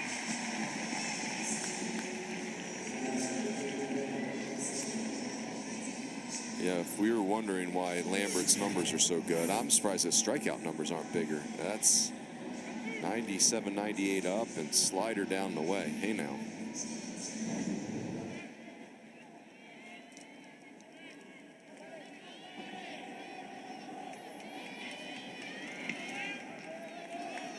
Ben Hartle has been on board all 5 times in this game. Single, hit by a pitch, single, walk. 2 runs scored. And a fine defensive play at first base in the bottom of the 8th inning to retire Easton Carmichael with a man in scoring position.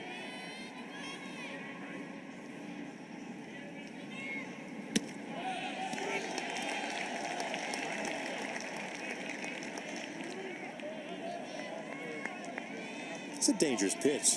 I don't think he's got a real good feel for the slide. That's a backup slide piece right there. Yeah, and I think Hartle could swing for fastball and run into that slider and do damage.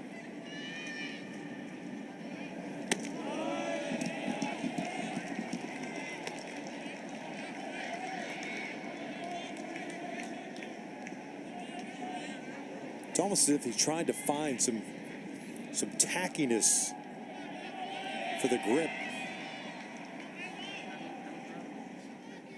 Good hitters count at 2-1. Lays off. 3 balls, 1 strike. Cody Shojanaga on deck. Large pitch.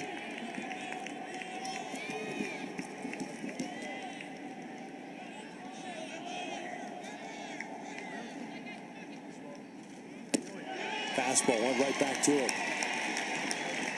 Now you get a head start for the base runners. 3-2 with 2 outs.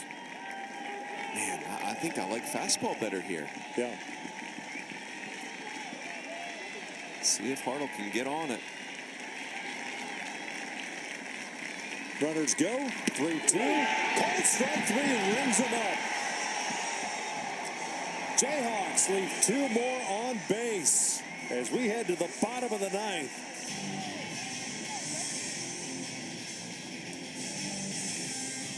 A game of pitches. Ryan Lambert bringing the absolute gasoline right here. Sooners stepping up in a big moment. You proudly served us. Now it's our turn to serve you at BMW of Coconut Creek, a proud member of the Morgan Automotive Group, Florida's largest automotive retailer. During our Hail to Our Heroes event, check out the new BMW X3 with over 100 available, or the electric BMW i7 sedan with financing as low as 3.99%. Join us today at BMW of Coconut Creek. When you make it BMW of Coconut Creek, we make it happen. We want to take the shortcut. You lost? And not be in danger. Sadly, we can't have it all, except at Sport Clips, where we check in with the pros in men's hair and totally check out with pure, uninterrupted relaxation. Sport Clips. There's nothing better than the Subway Series footlong, except when you add an all-new footlong sidekick, like the $2 footlong churro covered in cinnamon sugar deliciousness, or the $3 footlong pretzel, salted and baked to perfection, honey mustard shot, and let's not forget the $5 gooey footlong chocolate chip cookie. What's your favorite, Clay? You're my favorite sidekick. No, you're my favorite sidekick. We'll get back to him later. Every epic footlong deserves a perfect sidekick. The Bush Guide, cold and smooth survival skills. Should you become stranded, be ready to signal rescuers. Bush. How long have I been? 12 minutes. Head for the mountains. How about this ball game? Bottom of the 9th inning. Game 2 of 4 today. 6 runs early for Kansas. Oklahoma with 5 in the 5th, 1 in the 6th. Setting up the bottom of the 9th inning. 6-6 game. New left fielder for Kansas, Chase Jans, is out there. Mike Kozlowski moves out to right field. That'll get down for a base hit. Kozlowski cuts it off. And McKenzie's on board, representing the winning run.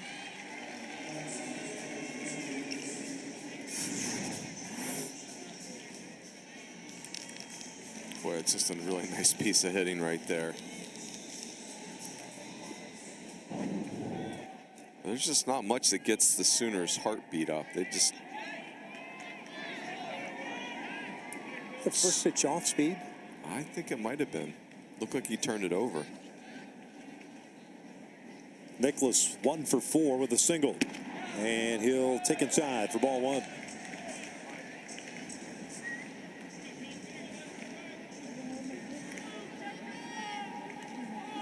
I would for sure give Jackson Nicholas this 1-0 pitch to get his best swing off on.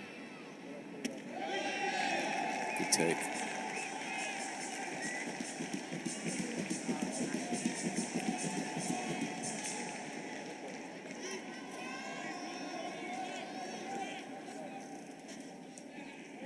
Quick throw to first. Almost gets him. Good move.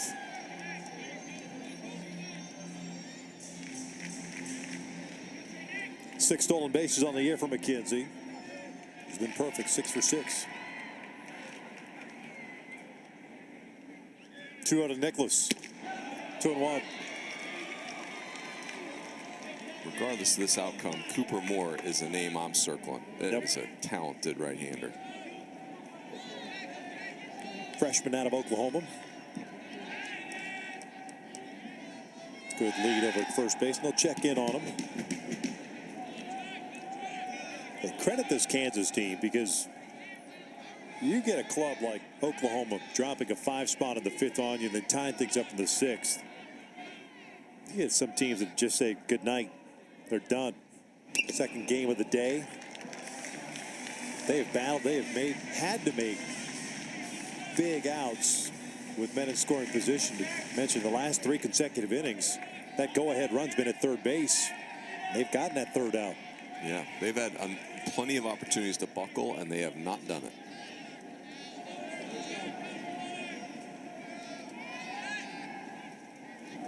Two balls, 2 strikes. Leadoff man on board.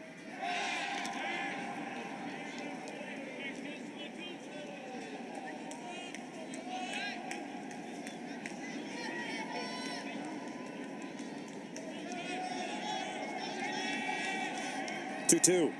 Nicholas drives one out toward right field. Pretty well hit. Kaczynski back in the wall. Walk-off big fly from Jackson Nicholas. Sooners win it 8-6.